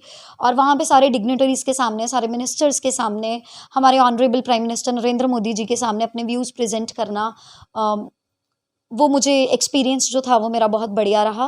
और इतनी सब अचीवमेंट्स होने के बावजूद भी मैंने अपनी एजुकेशन लाइन में भी मास्टर्स ऑफ कॉमर्स किया है, यूजीसी नेट क्वालिफाई किया है। पर मेरा ये मानना है कि अगर हम इस एरिया को छोड़ के, अपने गुरदासपुर, अपने बॉर्डर एरिया को छोड़ के ये सोच के चले जाएं कि यहाँ पे कुछ नहीं है, तो फिर यहाँ पे कभी कुछ आ भी नहीं पाएगा। तो अगर हम यहाँ पे रह के सीख पाए हैं तो हमारा बनता है कि हम लोग इसी एरिया को सर्व करें। तो इसीलिए मैं यहाँ पर काम करना पसंद करती हूँ। यहीं से मेरी पढ़ाई हुई है, यहीं पे मैं पैदा हुई हूँ, यहीं पे रहना पसंद कर रही हूँ और इंशाल्लाह आने वाले वक्त में भी मैं यहीं पे रहना पसंद करूँगी, यहीं पे काम करना पसंद करूँगी और यहाँ के ही यूथ को गाइड करते रहना पसंद करूँगी। ਰੋਜ਼ਗਾਰ ਨੂੰ ਬਚਾਉਣ ਲਈ ਅੱਜ ਅੱਕੇ ਹੋਏ ਨੌਜਵਾਨਾਂ ਨੇ ਪਾਣੀ ਵਾਲੀ ਟੈਂਕੀ ਤੇ ਚੜ੍ਹ ਕੇ ਰੋਸ ਪ੍ਰਦਰਸ਼ਨ ਕੀਤਾ। ਜ਼ਿਕਰਯੋਗ ਹੈ ਕਿ ਪ੍ਰਦਰਸ਼ਨ ਕਾਰੇ ਬਠਿੰਡਾ ਦੀ ਬੈਸਟ ਪ੍ਰਾਈਸ ਵਿੱਚ ਕੰਮ ਕਰਨ ਵਾਲੇ ਨੌਜਵਾਨ ਹਨ, ਜਿਨ੍ਹਾਂ ਨੂੰ ਕੰਪਨੀ ਨੇ ਬਾਹਰ ਦਾ ਰਸਤਾ ਦਿਖਾ ਦਿੱਤਾ ਸੀ ਤੇ ਪਿਛਲੇ 2 ਮਹੀਨਿਆਂ ਤੋਂ ਇਹ ਸੰਘਰਸ਼ ਕਰ ਰਹੇ ਹਨ। ਦੂਜੇ ਪਾਸੇ ਜ਼ਿਲ੍ਹਾ ਪ੍ਰਸ਼ਾਸਨ ਨੇ ਭਰੋਸਾ ਦਿੱਤਾ ਕਿ ਉਹਨਾਂ ਦੀਆਂ ਮੰਗਾਂ ਦਾ ਜਲਦ ਹੱਲ ਕੀਤਾ ਜਾਵੇਗਾ, ਪਰ ਹੁਣ ਇਹਨਾਂ ਲਾਰਿਆਂ ਤੋਂ ਦੁਖੀ ਹੋ ਕੇ ਭੁੱਚੋ ਮੰਡੀ ਦੀ ਪਾਣੀ ਵਾਲੀ ਟੈਂਕੀ ਤੇ ਚੜ੍ਹ ਕੇ ਪੰਜਾਬ ਸਰਕਾਰ ਖਿਲਾਫ ਰੋਸ ਪ੍ਰਦਰਸ਼ਨ ਕੀਤਾ ਗਿਆ। ਮੇਰਾ ਨਾਮ ਜਸਪ੍ਰੀਤ ਸਿੰਘ ਝੰਡੂਕਿਆ ਜੀ, ਅਸੀਂ ਬੈਸਟ ਪ੍ਰਾਈਜ਼ ਮੁਲਾਜ਼ਮ ਯੂਨੀਅਨ ਦੇ ਆਗੂ ਹਾਂ। ਜਿਹੜਾ ਸਾਡਾ ਟੈਂਕੀ ਤੇ ਚੜ੍ਹਨ ਦਾ ਪ੍ਰੋਗਰਾਮ ਹੈ, ਇਹ ਸਾਨੂੰ ਅੱਕਿਆਂ ਹੋਇਆਂ ਨੂੰ ਮਜਬੂਰੀ ਬਸ ਕਰਨਾ ਪਿਆ, ਕਿਉਂਕਿ ਅਸੀਂ ਪਿਛਲੇ 50 ਦਿਨਾਂ ਤੋਂ ਸ਼ਾਂਤਮਈ ਧਰਨਾ ਚਲਾ ਰਹੇ ਸੀਗੇ, ਪ੍ਰਸ਼ਾਸਨ ਦਾ ਪੂਰਾ ਸਾਥ ਦੇ ਰਹੇ ਸੀਗੇ, ਪਰ ਪ੍ਰਸ਼ਾਸਨ ਉਹਨਾਂ ਦੇ ਹੱਕ 'ਚ ਹਰੇਕ ਮੀਟਿੰਗ 'ਚ ਉਹਨਾਂ ਦੇ ਹੱਕ 'ਚ ਭੁਗਤ ਰਿਹਾ ਸੀਗਾ। ਅਸੀਂ ਵਾਰ-ਵਾਰ ਉਹਨਾਂ ਨੂੰ ਕਹਿੰਦੇ ਸੀਗੇ ਵੀ ਸਾਡੀ ਗੱਲ ਸੁਣੀ ਜਾਵੇ। ਸਾਡਾ ਜਿਹੜਾ ਲਿਖਤੀ ਸਮਝੌਤਾ ਹੋਇਆ ਪ੍ਰਸ਼ਾਸਨ ਦੇ ਵਿੱਚ ਪਹਿਲਾਂ 1 ਅਕਤੂਬਰ ਨੂੰ, ਵੀ ਉਹ ਸਮਝੌਤਾ ਲਾਗੂ ਕੀਤਾ ਜਾਵੇ, ਪਰ ਉਹਨੂੰ ਲਾਗੂ ਕਰਨ ਦੀ ਬਜਾਏ ਉਹ ਜਿਹੜਾ ਉਹ ਸਮਝੌਤਾ ਹੋਇਆ ਪਿਆ ਉਹਨੂੰ ਰੱਦ ਕਰ ਰਹੇ ਆ। ਪ੍ਰਸ਼ਾਸਨ ਵੀ ਰੱਦ ਕਰ ਰਿਹਾ ਤੇ ਕੰਪਨੀ ਤਾਂ ਰੱਦ ਕਰਨਾ ਹੀ ਕਰਨਾ ਗਾ। ਉਸ ਗੱਲ ਤੋਂ ਅੱਕੇ ਹੋਇਆਂ ਨੇ ਅਸੀਂ ਅੱਜ ਇਹ ਫੈਸਲਾ ਲਿਆ ਵੀ ਅਸੀਂ ਜਿੰਨਾ ਚਿਰ ਉਹ ਸਮਝੌਤਾ ਲਾਗੂ ਨਹੀਂ ਹੁੰਦਾ ਤਾਂ ਅਸੀਂ ਇਹ ਟੈਂਕੀ ਤੇ ਚੜ੍ਹ ਕੇ ਰੱਖਾਂਗੇ। ਸਮਝੌਤਾ ਕੀ ਹੈ? ਸਮਝੌਤੇ ਦੇ ਵਿੱਚ ਇਹ ਹੈ ਵੀ ਜੇਕਰ ਤੁਸੀਂ ਜਿੰਨਾ ਟਾਈਮ ਇਹ ਬੈਸਟ ਪ੍ਰਾਈਜ਼ ਬਠਿੰਡਾ ਜਿਹੜਾ ਮੁੜ ਚਾਲੂ ਨਹੀਂ ਹੁੰਦਾ, ਉਹਨਾਂ ਟਾਈਮ ਜਿਹੜੀਆਂ ਇਸੇ ਤਰ੍ਹਾਂ ਚੱਲਦੀਆਂ ਰਹਿਣਗੀਆਂ। ਜੇ ਸਾਨੂੰ ਦੂਜੇ ਸਟੋਰਾਂ 'ਚ ਭੇਜਣਗੇ ਤਾਂ ਉਹਦਾ ਜਿਹੜਾ ਰਹਿਣ ਦਾ ਤੇ ਖਾਣ ਪੀਣ ਦਾ ਖਰਚਾ ਹੈਗਾ ਉਹ ਕੰਪਨੀ ਕਰੂਗੀ। ਇੱਕ ਤਾਂ ਉਹ 'ਚ ਇਹ ਹੈ ਤੇ ਦੂਜਾ ਜੇ ਸਾਥੋਂ ਇਹ ਬਠਿੰਡੇ 'ਚ ਕੰਮ ਕਰਾਉਂਦੇ ਹੈਗੇ ਐਜ ਏ ਤਾਂ ਸਾਨੂੰ ਜਿਹੜਾ ਤੇਲ ਦਾ ਖਰਚਾ ਤੇ ਉਹ ਇਹ ਤੇ ਜਿਹੜੀਆਂ ਲੜਕੀਆਂ ਇਹ ਇੱਥੇ ਬੈਠ ਕੇ ਟੈਲੀਕਾਲਿੰਗ ਕਰ ਸਕਦੀਆਂ ਹੈਗੀਆਂ। ਉਹਨਾਂ ਸਾਰੀਆਂ ਚੀਜ਼ਾਂ ਨੂੰ ਰੱਦ ਕਰਕੇ ਉਹਨਾਂ ਨੇ ਸਾਨੂੰ ਟਰਮੀਨੇਟ ਕਰਤਾ। ਤੇ ਉਹ ਜਦੋਂ ਅਸੀਂ ਉਹ ਸਮਝੌਤੇ ਦੀ ਗੱਲ ਕੀਤੀ ਤਾਂ ਇਹ ਪ੍ਰਸ਼ਾਸਨ ਨੇ ਵਿੱਚ ਪੈ ਕੇ ਸਾਰਾ ਉਹਨਾਂ ਦਾ ਸਾਥ ਦਿੱਤਾ। ਕੀ ਮੰਗ ਹੈ ਸਾਡੀ? ਇਹੀ ਮੰਗ ਆ ਉਹ ਸਮਝੌਤਾ ਲਾਗੂ ਕੀਤਾ ਜਾਵੇ ਤੇ ਸਾਡੀਆਂ ਨੌਕਰੀਆਂ ਜਿਹੜੀਆਂ ਮੁੜ ਬਹਾਲ ਕੀਤੀਆਂ ਜਾਣ। ਜਿੰਨਾ ਟਾਈਮ ਉਹ ਸਮਝੌਤਾ ਲਾਗੂ ਨਹੀਂ ਕਰਦੇ ਜੀ ਉਹਨਾਂ ਟਾਈਮ ਸਾਡਾ ਇਹ ਪ੍ਰਦਰਸ਼ਨ ਚੱਲਦਾ ਰਹੂਗਾ। ਅੱਜ ਇੱਕ ਸਮਾਗਮ ਦੌਰਾਨ ਸਿਮਰਨਜੀਤ ਮਾਨ ਦੇ ਬੇਟੇ ਇਮਾਨਜੀਤ ਮਾਨ ਕਪੂਰਥਲਾ ਵਿੱਚ ਆਏ, ਜਿੱਥੇ ਉਹਨਾਂ ਨੇ ਐਸਜੀਪੀਸੀ ਤੇ ਸੰਗੀਨ ਇਲਜ਼ਾਮ ਲਗਾਇਆ। ਉਹਨਾਂ ਕਿਹਾ ਕਿ ਐਸਜੀਪੀਸੀ ਸਿੱਖਾਂ ਦੀ ਨੁਮਾਇੰਦਗੀ ਕਰਦੀ ਹੈ, ਪਰ ਹੁਣ ਤੱਕ ਉਹਨਾਂ ਨੇ ਕਿਸੇ ਮਸਲੇ ਦਾ ਹੱਲ ਨਹੀਂ ਕੀਤਾ। ਉਹਨਾਂ ਕਿਹਾ ਕਿ ਸਮਹੂਰੀਅਤ ਬਹਾਲ ਕਰਨ ਲਈ ਉਹ ਸੰਘਰਸ਼ ਕਰਨਗੇ। ਉਹਨਾਂ ਕਿਹਾ ਕਿ 15 ਸਤੰਬਰ ਨੂੰ ਇੰਟਰਨੈਸ਼ਨਲ ਡੈਮੋਕ੍ਰੇਸੀ ਡੇ ਮਨਾਉਣ ਜਾ ਰਹੇ ਹਨ। ਨਹੀਂ ਮਿਲਿਆ ਹੈਗਾ, ਜਿਹੜੇ ਬਰਗਾੜੀ ਦੇ ਵਿੱਚ ਨੌਜਵਾਨ ਮਾਰੇ ਆ ਉਹਦੇ ਕੋਈ ਇਨਕੁਆਇਰੀ ਦਾ ਸਿੱਟਾ ਕੋਈ ਨਹੀਂ ਨਿਕਲਿਆ ਹੈਗਾ ਤੇ ਅਸੀਂ ਸਮਝਦੇ ਹਾਂ ਕਿ ਘੱਟੋ ਘੱਟ ਐਸਜੀਪੀਸੀ ਸਿੱਖਾਂ ਦੀ ਨੁਮਾਇੰਦਗੀ ਕਰਦੀ ਹੈ। ਉਹਨੂੰ ਇਸ ਸਾਰੇ ਕੰਮ ਦੇ ਉੱਤੇ ਕੁਛ ਨਾ ਕੁਛ ਜ਼ੋਰ ਲਾਉਣਾ ਚਾਹੀਦਾ ਸੀ, ਜੋ ਕਿ ਇਹਨਾਂ ਨੇ ਕੀਤਾ ਨਹੀਂ ਹੈਗਾ। ਸੋ ਅਸੀਂ ਆਪਣੀ ਜਮਹੂਰੀਅਤ ਬਹਾਲ ਕਰਨ ਵਾਸਤੇ, ਜੋ ਕਿ ਸਾਡੇ ਐਸ ਪਰ ਸਿੱਖ ਗੁਰਦੁਆਰਾ ਐਕਟ 5 ਸਾਲ ਬਾਅਦ ਚੋਣ ਹੋਣੀ ਚਾਹੀਦੀ ਹੈ, ਉਹ ਸੈਂਟਰ ਦੀ ਸਰਕਾਰ ਨੇ ਸਾਜ਼ਿਸ਼ ਅਧੀਨ ਕੀਤੀ ਨਹੀਂ ਹੈ। ਲਿਫਾਫੇ ਦੇ ਸਾਡੇ ਉੱਤੇ ਨੁਮਾਇੰਦੇ ਥੋਪੇ ਹੋਏ ਹੈ, ਜਿਨ੍ਹਾਂ ਨੂੰ ਲੋਕਾਂ ਨੇ ਵੋਟ ਵੀ ਨਹੀਂ ਪਾਈ ਤੇ ਇਹ ਇੱਕ ਇਲੀਗਲ ਹਾਊਸ ਬਣਾਇਆ ਹੋਇਆ ਹੈਗਾ, ਜਿਹੜੀ ਸਿੰਘ ਸਭਾ ਦੀ ਸੋਚ ਤੋਂ ਬਹੁਤ ਦੂਰ ਹੈ ਔਰ ਜੋ ਗੁਰਸਿੱਖੀ ਤੇ ਪਹਿਰਾ ਨਹੀਂ ਦੇ ਰਹੇ। ਸੋ ਅਸੀਂ ਸ਼ਾਂਤਮਈ ਰੂਪ 'ਚ ਅਮਨ ਪਸੰਦ ਤਰੀਕੇ ਨੂੰ 15 ਸਤੰਬਰ ਜਿਹੜਾ ਯੂਨਾਈਟਿਡ ਨੇਸ਼ਨ ਨੇ ਇੰਟਰਨੈਸ਼ਨਲ ਡੇ ਆਫ ਡੈਮੋਕ੍ਰੇਸੀ ਕਿਹਾ, ਉਹਦੇ ਵਿੱਚ ਪ੍ਰੋਟੈਸਟ ਕਰਾਂਗੇ। ਨਾਲ ਦੀ ਨਾਲ ਹਰਿਮੰਦਰ ਸਾਹਿਬ ਤੇ ਇਕੱਠ ਕਰਦੇ ਹਾਂ, ਯੂਨਾਈਟਿਡ ਨੇਸ਼ਨ ਦੀ ਬਿਲਡਿੰਗ ਦੇ ਸਾਹਮਣੇ ਅਸੀਂ ਮਤਾ ਪਾਸ ਦੇ ਕੇ ਆਵਾਂਗੇ। ਵਾਸ਼ਿੰਗਟਨ ਡੀਸੀ 'ਚ, ਲੰਡਨ ਦੇ ਵਿੱਚ, ਬਰਸਲਸ ਦੇ ਵਿੱਚ, ਸਾਰੀਆਂ ਦੇਸ਼ਾਂ ਦੇ ਵਿੱਚ ਅਸੀਂ ਆਪਣੀ ਜਿਹੜੀ ਜਮਹੂਰੀਅਤ ਭਾਰਤ ਨੇ ਭੰਗ ਕੀਤੀ ਹੋਈ ਆ ਉਹਦੇ ਬਾਰੇ ਅਸੀਂ ਪ੍ਰੋਟੈਸਟ ਕਰਾਂਗੇ। ਅੱਜ ਸ਼੍ਰੀ ਗੁਰੂ ਨਾਨਕ ਦੇਵ ਜੀ ਦੇ ਵੱਡੇ ਸਪੁੱਤਰ ਬਾਬਾ ਸ਼੍ਰੀ ਚੰਦ ਜੀ ਦਾ ਜਨਮ ਦਿਨ ਪੂਰੀ ਸ਼ਰਧਾ ਨਾਲ ਮਨਾਇਆ ਜਾ ਰਿਹਾ ਹੈ। ਅੱਜ ਸੁਲਤਾਨਪੁਰ ਲੋਧੀ ਦੀ ਧਰਤੀ ਤੇ ਸਥਿਤ ਗੁਰਦੁਆਰਾ ਗੁਰੂ ਕੇ ਬਾਗ ਵਿੱਚ ਸਮਾਗਮ ਕਰਵਾਇਆ ਗਿਆ, ਕਿਉਂਕਿ ਇੱਥੇ ਸ਼੍ਰੀ ਚੰਦ ਜੀ ਤੇ ਬਾਬਾ ਲਖਮੀ ਦਾਸ ਜੀ ਦਾ ਜਨਮ ਹੋਇਆ ਸੀ। ਗੁਰੂ ਨਾਨਕ ਨਾਮ ਲੇਵਾ ਸੰਗਤਾਂ ਨੂੰ ਵਾਹਿਗੁਰੂ ਜੀ ਕਾ ਖਾਲਸਾ ਵਾਹਿਗੁਰੂ ਜੀ ਕੀ ਫਤਿਹ। ਜਿੰਨੀਆਂ ਵੀ ਦੇਸ਼ ਵਿਦੇਸ਼ ਦੇ ਵਿੱਚ ਸੰਗਤਾਂ ਬੈਠੀਆਂ, ਸਾਰਿਆਂ ਨੂੰ ਜਗਤ ਗੁਰੂ ਗੁਰੂ ਨਾਨਕ ਦੇਵ ਜੀ ਮਹਾਰਾਜ ਜੀ ਦੇ ਵੱਡੇ ਸਪੁੱਤਰ ਬਾਬਾ ਸ੍ਰੀ ਚੰਦ ਜੀ ਦੇ ਪ੍ਰਕਾਸ਼ ਪੁਰਬ ਦੀਆਂ ਲੱਖ ਲੱਖ ਵਧਾਈਆਂ ਹੋਣ। ਬਾਬਾ ਜੀ ਦਾ ਜੀਵਨ ਬੜਾ ਉੱਚਾ ਤੇ ਸੁੱਚਾ ਸੀ, ਪਰ ਅੱਜ ਸਾਨੂੰ ਵਿਵਾਦਾਂ ਦੇ ਵਿੱਚ ਘੇਰਿਆ ਹੋਇਆ ਕੌਮ ਨੇ ਜਾਂ ਸਾਡੇ ਪ੍ਰਚਾਰਕਾਂ ਨੇ, ਜਿਨ੍ਹਾਂ ਨੇ ਤਾਂ ਬਾਬਾ ਜੀ ਦੇ ਜੀਵਨ ਬਾਰੇ ਪੜ੍ਹਿਆ ਉਹ ਤਾਂ ਕੋਈ ਕਿੰਤੂ ਪਰੰਤੂ ਨਹੀਂ ਕਰਦਾ, ਪਰ ਜਿਨ੍ਹਾਂ ਨੇ ਕੁਝ ਵੀ ਨਹੀਂ ਅਜੇ ਪੜ੍ਹਿਆ, ਉਹਨਾਂ ਦਾ ਜੀਵਨ ਨਹੀਂ ਪੜ੍ਹਿਆ, ਉਹ ਜ਼ਰੂਰ ਕਿੰਤੂ ਪਰੰਤੂ ਕਰਦੇ ਆ। ਪਰ ਬਾਬਾ ਜੀ ਦਾ ਮੈਂ ਕਹਿੰਦਾ ਹੁੰਨਾ ਵੀ ਜਦੋਂ ਸਾਡੇ ਗੁਰੂ ਸਾਹਿਬਾਨਾਂ ਨੇ ਹੀ ਸਤਿਕਾਰ ਕਰ ਦਿੱਤਾ ਤੇ ਫਿਰ ਗੱਲ ਕਿਹੜੀ ਰਹਿ ਗਈ। ਬਾਠ ਸਾਹਿਬ ਦੀ ਧਰਤੀ ਦੇ ਉੱਤੇ ਗੁਰੂ ਅਮਰਦਾਸ ਜੀ ਮਹਾਰਾਜ ਆਪਣੇ ਪੁੱਤਰ ਲੈ ਕੇ ਪਹੁੰਚੇ, ਗੁਰੂ ਰਾਮਦਾਸ ਜੀ ਮਹਾਰਾਜ ਪਹੁੰਚੇ, ਗੁਰੂ ਅਰਜਨ ਦੇਵ ਜੀ ਮਹਾਰਾਜ ਤਕਰੀਬਨ 6 ਮਹੀਨੇ ਬਾਠ ਸਾਹਿਬ ਦੀ ਧਰਤੀ ਤੇ ਰਹੇ ਬਾਬਾ ਜੀ ਨਾਲ ਬਚਨ ਬਿਲਾਸ ਕਰਨ ਵਾਸਤੇ। ਗੁਰੂ ਹਰਗੋਬਿੰਦ ਪਾਤਸ਼ਾਹ ਮੀਰੀ ਪੀਰੀ ਦੇ ਮਾਲਕ ਆਪਣੇ ਪੁੱਤਰਾਂ ਸਮੇਤ ਬਾਠ ਸਾਹਿਬ ਦੀ ਧਰਤੀ ਤੇ ਪਹੁੰਚੇ ਔਰ ਆਪਣਾ ਪੁੱਤਰ ਬਾਬਾ ਗੁਰਦਿੱਤਾ ਜੀ ਉਹਨਾਂ ਦੇ ਸਪੁਰਦ ਕਰਕੇ ਆਏ। ਕਹਿਣ ਲੱਗੇ ਕਿ ਬਾਬਾ ਜੀ ਤੁਸੀਂ ਆਪਣੀ ਸਿੱਖਿਆ ਦਿਓ। ਜੇ ਬਾਬਾ ਸ੍ਰੀ ਚੰਦ ਮਹਾਰਾਜ ਆਪਣੇ ਪਿਤਾ ਜੀ ਦੇ ਕਹਿਣੇ ਵਿੱਚ ਨਾ ਹੁੰਦੇ ਤੇ ਗੱਦੀ ਤੇ ਵਿਰਾਜਮਾਨ ਸੀਗੇ ਗੁਰੂ ਹਰਗੋਬਿੰਦ ਪਾਤਸ਼ਾਹ ਮੀਰੀ ਪੀਰੀ ਦੇ ਮਾਲਕ, ਉਹ ਆਪਣਾ ਪੁੱਤਰ ਕਿਵੇਂ ਭੇਟ ਕਰਕੇ ਆਉਂਦੇ। ਸੋ ਸਾਧ ਸੰਗਤ ਜੀ, ਆਪਾਂ ਨੂੰ ਵਿਵਾਦਾਂ ਦੇ ਵਿੱਚ ਨਹੀਂ ਪੈਣਾ ਚਾਹੀਦਾ, ਕਿੰਤੂ ਪਰੰਤੂ ਦੇ ਵਿੱਚ ਨਹੀਂ ਪੈਣਾ ਚਾਹੀਦਾ। ਜਿੱਥੇ ਗੁਰੂ ਨਾਨਕ ਪਾਤਸ਼ਾਹ ਜੀ ਦਾ ਸਤਿਕਾਰ ਬਣਦਾ ਉੱਥੇ ਬਾਬਾ ਸ੍ਰੀ ਚੰਦ ਦਾ ਸਤਿਕਾਰ ਕਰਨ ਦਾ ਸਾਨੂੰ ਫਰਜ਼ ਬਣਦਾ, ਕਿਉਂਕਿ ਗੁਰੂ ਪੁੱਤਰ ਨੇ, ਗੁਰੂ ਨਾਨਕ ਪਾਤਸ਼ਾਹ ਦੇ ਬਿੰਦੀ ਪੁੱਤਰ ਨੇ। ਨਾਦੀ ਪੁੱਤਰ ਗੁਰੂ ਅੰਗਦ ਦੇਵ ਜੀ ਮਹਾਰਾਜ ਹੋਏ ਤੇ ਬਿੰਦੀ ਪੁੱਤਰ ਬਾਬਾ ਸ੍ਰੀ ਚੰਦ ਜੀ ਹੋਏ। ਇੱਥੇ ਗੱਦੀ ਦੀ ਗੱਲ ਕਰ ਦਿੰਦੇ ਆ ਕਿ ਬਾਬਾ ਸ੍ਰੀ ਚੰਦ ਜੀ ਕਹਿਣੇ 'ਚ ਨਹੀਂ ਸੀ, ਗੱਦੀ ਨਹੀਂ ਦਿੱਤੀ। ਸਾਧ ਸੰਗਤ ਜੀ, ਇਹ ਗੱਦੀ ਦਾ ਵਿਸ਼ਾ ਧੁਰ ਤੋਂ ਲਿਖਿਆ ਸੀ, ਇਹ ਗੱਦੀ ਦਾ ਸੰਬੰਧ ਨਹੀਂ ਕੋਈ ਹੈ। ਇਹ ਤਾਂ ਸੇਵਾ ਜਿਸ ਘਰ ਦੇ ਵਿੱਚ ਬਾਬਾ ਸ੍ਰੀ ਚੰਦ ਜੀ ਨੇ ਜਨਮ ਲਿਆ, ਬਸ ਆਪਾਂ ਨੂੰ ਤਾਂ ਇਹੀ ਕਹਿ ਦੇਣਾ ਚਾਹੀਦਾ ਵੀ ਉਹ ਕਿੱਡਾ ਵੱਡਾ ਘਰ ਹੈ ਸਿੱਖ ਕੌਮ ਵਾਸਤੇ। ਗੁਰੂ ਨਾਨਕ ਪਾਤਸ਼ਾਹ ਦੇ ਘਰ, ਜਿੱਥੋਂ ਸਾਡਾ ਸਿੱਖੀ ਸਿਧਾਂਤ ਚੱਲਿਆ, ਜਿੱਥੋਂ ਸਾਡੀ ਸਿੱਖੀ ਚੱਲੀ, ਉਸ ਘਰ ਦੇ ਵਿੱਚ ਬਾਬਾ ਸ੍ਰੀ ਚੰਦ ਮਹਾਰਾਜ ਜੀ ਨੇ ਜਨਮ ਲਿਆ। ਸੋ ਇੱਥੇ ਹੀ ਆਪਾਂ ਨੂੰ ਇੱਥੇ ਹੀ ਬੱਸ ਕਰ ਦੇਣੀ ਚਾਹੀਦੀ ਹੈ। ਸੋ ਅੱਜ ਵਿਵਾਦਾਂ ਦੇ ਵਿੱਚ ਪੈ ਕੇ ਆਪਾਂ ਗੁਰੂ ਘਰ ਦੇ ਵਿੱਚ ਗੁਰੂ ਘਰ ਨਾਲ ਮੱਥੇ ਨਾ ਲਾਇਆ ਕਰੀਏ। ਪਤੀ ਪਤਨੀ ਦੇ ਘਰੇਲੂ ਝਗੜੇ ਕਾਰਨ ਪਤੀ ਤੋਂ ਵੱਖ ਰਹਿੰਦੀ ਪਤਨੀ ਨੇ ਆਪ ਅਤੇ ਆਪਣੇ 2 ਸਾਲਾਂ ਦੇ ਬੇਟੇ ਨੂੰ ਜ਼ਹਿਰੀਲੀ ਚੀਜ਼ ਖਵਾ ਦਿੱਤੀ, ਜਿਸ ਨਾਲ 2 ਸਾਲਾਂ ਦੇ ਬੱਚੇ ਦੀ ਮੌਤ ਹੋ ਗਈ ਤੇ ਮਾਂ ਹਸਪਤਾਲ ਵਿੱਚ ਜੇਰੇ ਇਲਾਜ ਹੈ। ਇਸ ਮੌਕੇ ਤੇ ਪੀੜਿਤ ਦੀ ਮਾਂ ਨੇ ਦੱਸਿਆ ਕਿ ਉਸ ਦੀ ਬੇਟੀ ਦਾ ਪਿਛਲੇ 4 ਸਾਲਾਂ ਤੋਂ ਆਪਣੇ ਪਤੀ ਨਾਲ ਝਗੜਾ ਚੱਲ ਰਿਹਾ ਸੀ ਤੇ ਉਹ 4 ਸਾਲਾਂ ਤੋਂ ਵੱਖ ਹੀ ਰਹਿੰਦੀ ਸੀ ਤੇ ਹੁਣ ਪਤੀ ਨੇ ਬਟਾਲਾ ਆ ਕੇ ਉਸ ਦੀ ਕੁੱਟਮਾਰ ਕੀਤੀ ਸੀ। ਇਸੇ ਕਰਕੇ ਉਸਨੇ ਇਹ ਕਦਮ ਚੁੱਕਿਆ। ਮੇਰਾ ਵਿਆਹ ਹੋਇਆ ਸੀ ਬੱਦੋਵਾਲ ਹਰਪ੍ਰੀਤ ਸਿੰਘ ਨਾਲ। ਉਹਦੇ ਨਾਲ ਮੇਰਾ ਸਾਲ ਇੱਕ ਰਿਲੇਸ਼ਨ 2 ਸਾਲ ਸਹੀ ਰਿਹਾ। ਉਹਨੇ ਮਾਰ ਕੁੱਟ ਕਰਨੀ ਚਾਲੂ ਕਰ ਦਿੱਤੀ। ਬਾਹਰ ਗਿਆ, ਆਪਣਾ ਘਰ ਬਣਾਇਆ। ਮੇਰੀ ਸੱਸ ਸਹੁਰਾ ਵੀ ਮੈਨੂੰ ਘਰੋਂ ਕੱਢਦੇ ਸੀ ਤੇ ਅਸੀਂ ਚੱਲ ਆਪਣੇ ਰਿਲੇਸ਼ਨ 'ਚ ਹੀ ਬੜਾ ਸੋਹਣਾ ਘਰ ਬਣਾਇਆ। ਆਪਣਾ ਘਰ ਬਣਾਉਣ ਤੋਂ ਬਾਅਦ ਮੈਂ ਆਪਣਾ ਵੱਖਰੀ ਕੋਠੀ ਤਿਆਰ ਕੀਤੀ। ਅੱਜ ਇੱਧਰਲੀ ਸਾਈਡ ਤੇ ਮੇਰੇ ਘਰ ਵੱਖਰਾ ਬਣਿਆ ਪਿਆ ਆ ਤੇ ਮੇਰਾ ਘਰ ਵਾਲਾ ਵੀ ਬਾਹਰ ਤੁਰਿਆ ਫਿਰਦਾ ਸੀ। ਇਸ ਵਜ੍ਹਾ 'ਚ ਮੈਂ ਜਿਹੜਾ ਮੇਰਾ ਘਰ ਵਾਲਾ ਹੋਣਾ ਇਹਦੇ ਨਾਲ ਅਜੇ ਮੇਰਾ ਕੋਈ ਵਿਆਹ ਨਹੀਂ ਹੋਇਆ। ਮੈਂ ਰਿਲੇਸ਼ਨ 'ਚ ਹੀ ਰਹਿਣ ਡਈ ਹਾਂ ਇਹਦੇ ਨਾਲ। ਘਰ ਵਾਲਾ ਵੀ ਇਸ ਤਰ੍ਹਾਂ ਕਿਉਂਕਿ ਇਹਦੇ ਨਾਲ ਮੈਨੂੰ ਉਹਨੇ ਫੋਕਾ ਬਦਨਾਮ ਕੀਤਾ ਤੇ ਮੈਂ ਸੱਚੀ ਅਸਲ 'ਚ ਫਿਰ ਮੈਂ ਇਹਦੇ ਨਾਲ ਰਹਿਣ ਡਿਆ ਵੀ। ਘਰ ਵਾਲਾ ਵੀ ਕਿਸੇ ਦੇ ਨਾਲ ਰਿਲੇਸ਼ਨ 'ਚ? ਉਹ ਵੀ ਬਾਹਰ ਰਿਲੇਸ਼ਨ ਰੱਖਿਆ ਉਹਨੇ। ਉਹਦੀ 7 ਸਾਲ ਦੀ ਕੁੜੀ ਆ, ਖਜਾਲੀ ਦੀ ਕੁੜੀ ਆ। ਉਹਦੇ ਨਾਲ ਉਹਦਾ ਰਿਲੇਸ਼ਨ ਰੱਖਿਆ ਉਹਨੇ। ਪਰ ਨੌਬਤ ਕੀ ਆਉਂਦੀ ਯਾਰ ਦੇਣ ਦੀ? ਨੌਬਤ ਨਹੀਂ, ਮੈਂ ਮੇਰਾ ਬੱਚਾ ਖੋਣਾ ਚਾਹੁੰਦਾ। ਪਹਿਲਾਂ ਮੇਰੀਆਂ ਧੀਆਂ ਖਵਾਤੀਆਂ, ਧੀਆਂ ਖੋਈਆਂ ਗਈਆਂ ਮੇਰੀਆਂ 2 ਧੀਆਂ ਉਹਦੇ ਕੋਲ ਆ ਤੇ ਤੀਸਰਾ ਵੀ ਪੁੱਤ ਮੇਰਾ ਖੋਲਵੇ ਤੇ ਮੈਂ ਕਾਹਦੇ ਜੋਗੀ ਆ? ਮੈਂ ਮਾਂ ਵਾਂ। 2 ਵਾਰਾਂ ਮੇਰੇ ਤੋਂ ਖੋ ਕੇ ਲੈ ਗਿਆ ਤੇ ਮੈਂ ਮਰਨੇ ਪੈ ਜੀ। ਮੇਰੀ ਕਿਸੇ ਨੇ ਬਾਤ ਨਹੀਂ ਪੁੱਛੀ। ਮੇਰੇ ਮਾਂ ਪਿਓ ਨੇ ਵੀ ਸਾਥ ਛੱਡਿਆ, ਸਭ ਨੇ ਸਾਥ ਛੱਡਿਆ। ਇਕੱਲੀ ਹਾਂ ਇਹਦਾ ਸਾਥ ਲੈ ਕੇ ਆਪਣਾ ਟਾਈਮ ਪਾਸ ਕਰਨ ਡਈ ਹਾਂ। ਪਰ ਇਹ ਵੀ ਆਪਣਾ ਸਵਾਰਥ ਰਹਿੰਦਾ। ਇਹਦੇ ਕੋਲ ਕੁੜੀ ਸੀ ਤੇ ਗਾੜੀ ਬੱਚਾ ਨਹੀਂ ਹੈਗਾ। ਇਹਨੇ ਮੈਨੂੰ ਧਮਕੀਆਂ ਦੇਣੀਆਂ ਸਟਾਰਟ ਕੀਤੀਆਂ। ਮੈਂ ਮੁੰਡਾ ਲੈ ਜੂ, ਮੇਰਾ ਮੁੰਡਾ ਮੈਂ ਲੈ ਜੂ ਮੇਰਾ। ਮੈਂ ਰੋ ਕੇ ਮੈਂ ਬੁਰਾ ਹਾਲ ਤੇ ਮੈਨੂੰ ਹੁਣ ਪਰਸੋਂ ਮੈਂ ਮੇਲਾ ਸੀ ਬਾਬੇ ਦੇ ਵਿਆਹ ਦਾ ਤੇ ਮੈਂ ਲੰਗਰ ਛਕਣ ਵਾਸਤੇ ਗਈ ਤੇ ਇਹਨੇ ਮਾਰ ਕੁੱਟ ਕੀਤੀ ਮੇਰੇ ਤੇ। ਪਹਿਲੇ ਘਰ ਵਾਲੇ ਨੇ ਇਹਨੇ ਕੀਤੀ ਆ। ਉਹਦੇ ਨਾਲ ਮੇਰਾ ਕੇਸ ਚੱਲਣ ਡਿਆ ਹੈ।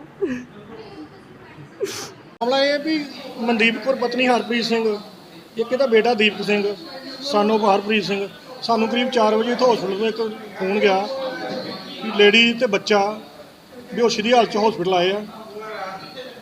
ਮੌਕੇ ਤੇ ਅਸੀਂ ਆ ਗਏ, ਕਰੀਬ 10-15 ਮਿੰਟ 'ਚ ਅਸੀਂ ਮੌਕੇ ਤੇ ਪਹੁੰਚ ਗਏ ਹਾਂ। ਦੇਖਿਆ ਤਾਂ ਬੱਚਾ, ਡਾਕਟਰ ਸਾਹਿਬ ਦੀ ਰਾਏ ਲਈ ਵੀ ਡਾਕਟਰ ਸਾਹਿਬ ਬੱਚਾ ਠੀਕ ਹੈ, ਕਹਿੰਦੇ ਬੱਚਾ ਡੈੱਡ ਹੋ ਚੁੱਕਾ।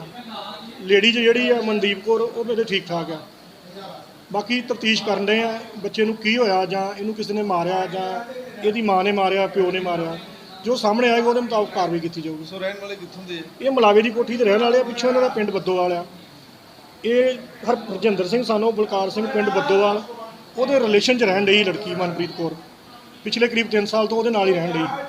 ਸੋ ਤਾਂ ਬੱਚਾ ਕਿਹਦਾ ਵਾ ਫਿਰ ਜੀ? ਬੱਚੇ ਬਾਰੇ ਵੈਰੀਫਾਈ ਕਰ ਰਹੇ ਆ ਬੱਚਾ ਕਿਹਦਾ ਵਾ। ਅਸੀਂ ਤਾਂ ਬੱਚਾ ਮਨਦੀਪ ਕੌਰ ਪਤਨੀ ਹਰਪ੍ਰੀਤ ਸਿੰਘ ਦਾ ਮੰਨ ਕੇ ਚੱਲਣ ਡਏ ਆ। ਬਾਕੀ ਜੋ ਤਫਤੀਸ਼ ਸਾਹਮਣੇ ਆਏਗਾ ਉਹਦੇ ਮੁਤਾਬਕ ਕਾਰਵਾਈ ਕਰਾਂਗੇ। ਕਿੰਨੀ ਕੁ ਉਮਰ ਹੈ ਬੱਚੇ ਦੀ? ਬੱਚੇ ਦੀ ਉਮਰ 2 ਸਾਲ ਹੈ। ਹੁਣ ਤੱਕ ਕੀ ਇਹ ਵੈਰੀਫਿਕੇਸ਼ਨ ਦੇ ਵਿੱਚ? ਅਜੇ ਵੈਰੀਫਿਕੇਸ਼ਨ ਕਰ ਰਹੇ ਆ, ਡਾਕਟਰ ਸਾਹਿਬ ਆ ਰਹੇ ਨੇ, ਚੈੱਕਅਪ ਕਰ ਰਹੇ। ਬੱਚਾ ਡੈੱਡ ਹੋ ਗਿਆ, ਬੱਚੇ ਨੂੰ ਡੈੱਡ ਹਾਊਸ ਤੇ ਰਖਵਾਤਾ। ਤੇ ਲੇਡੀ ਦੇ ਕੋਲ ਸਾਡੀ ਲੇਡੀ ਮਨਪ੍ਰੀਤ ਕੌਰ ਡਈ ਆ, ਅਜੇ ਖੜੀ ਆ। ਸੋ ਆਸ਼ਟਰਾ ਮਿਲ ਕੇ ਕਿਹਾ ਜਾ ਸਕਦਾ ਨਾ ਫਿਰ? ਅਜੇ ਤਫਤੀਸ਼ ਚੱਲ ਰਹੀ ਹੈ। ਜੋ ਸਾਹਮਣੇ ਜ਼ਿਲ੍ਹਾ ਤਰਨਤਾਰਨ ਦੇ ਅਧੀਨ ਪੈਂਦੇ ਕਸਬਾ ਝਬਾਲ ਵਿਖੇ ਪਤੀ ਪਤਨੀ ਵਿਚਾਲੇ ਚੱਲ ਰਹੇ ਝਗੜੇ ਕਰਕੇ ਮਾਨਯੋਗ ਅਦਾਲਤ ਤਰਨਤਾਰਨ ਵਿਖੇ ਤਰੀਕ ਭੁਗਤਣ ਗਏ ਇੱਕ ਵਿਅਕਤੀ ਨੂੰ ਥਾਣਾ ਝਬਾਲ ਦੀ ਪੁਲਿਸ ਨੇ ਬਿਨਾਂ ਕਿਸੇ ਕਾਨੂੰਨੀ ਨੋਟਿਸ ਤੇ ਗ੍ਰਿਫਤਾਰ ਕਰਕੇ ਨਾਜਾਇਜ਼ ਤੌਰ ਤੇ ਤੰਗ ਪਰੇਸ਼ਾਨ ਕਰਨ ਦਾ ਮਾਮਲਾ ਸਾਹਮਣੇ ਆਇਆ ਸੀ ਤੇ ਅਦਾਲਤ ਨੇ ਉਸ ਨੂੰ ਰਿਹਾ ਕਰ ਦਿੱਤਾ ਸੀ। ਹੁਣ ਪੀੜਿਤ ਪਰਿਵਾਰ ਨੇ ਮੁੱਖ ਮੰਤਰੀ ਪਾਸ ਇਨਸਾਫ ਦੀ ਗੁਹਾਰ ਲਗਾਈ ਤੇ ਦੂਜੇ ਪਾਸੇ ਪੁਲਿਸ ਅਧਿਕਾਰੀ ਗੁਰਬੀਰ ਸਿੰਘ ਨੇ ਕਿਹਾ ਕਿ ਉਹਨਾਂ ਨੇ ਨਾਜਾਇਜ਼ ਕਿਸ ਨੂੰ ਤੰਗ ਪਰੇਸ਼ਾਨ ਨਹੀਂ ਕੀਤਾ। ਗੁਰਬੀਰ ਸਿੰਘ। ਕਿਹੜਾ ਪਿੰਡ ਆਪਣਾ? ਪਿੰਡ ਅਟਾਰੀ ਹੈ ਜੀ। ਕੀ ਗੱਲਬਾਤ ਹੋਈ ਭਾਜੀ ਦੀ? ਗੱਲਬਾਤ ਭਾਜੀ 2017 ਦੇ ਵਿੱਚ ਮੈਰਿਜ ਹੋਈ ਆ, ਨਵੰਬਰ ਮਹੀਨੇ ਦੇ ਵਿੱਚ, ਤੇ 3-4 ਮਹੀਨੇ ਬਾਅਦ ਹੀ ਥੋੜੀ ਬਹੁਤੀ ਲੜਾਈ ਝਗੜਾ ਘਰ ਦੇ ਵਿੱਚ ਨਿੱਕੀਆਂ ਮੋਟੀਆਂ ਗੱਲਾਂ ਤੋਂ।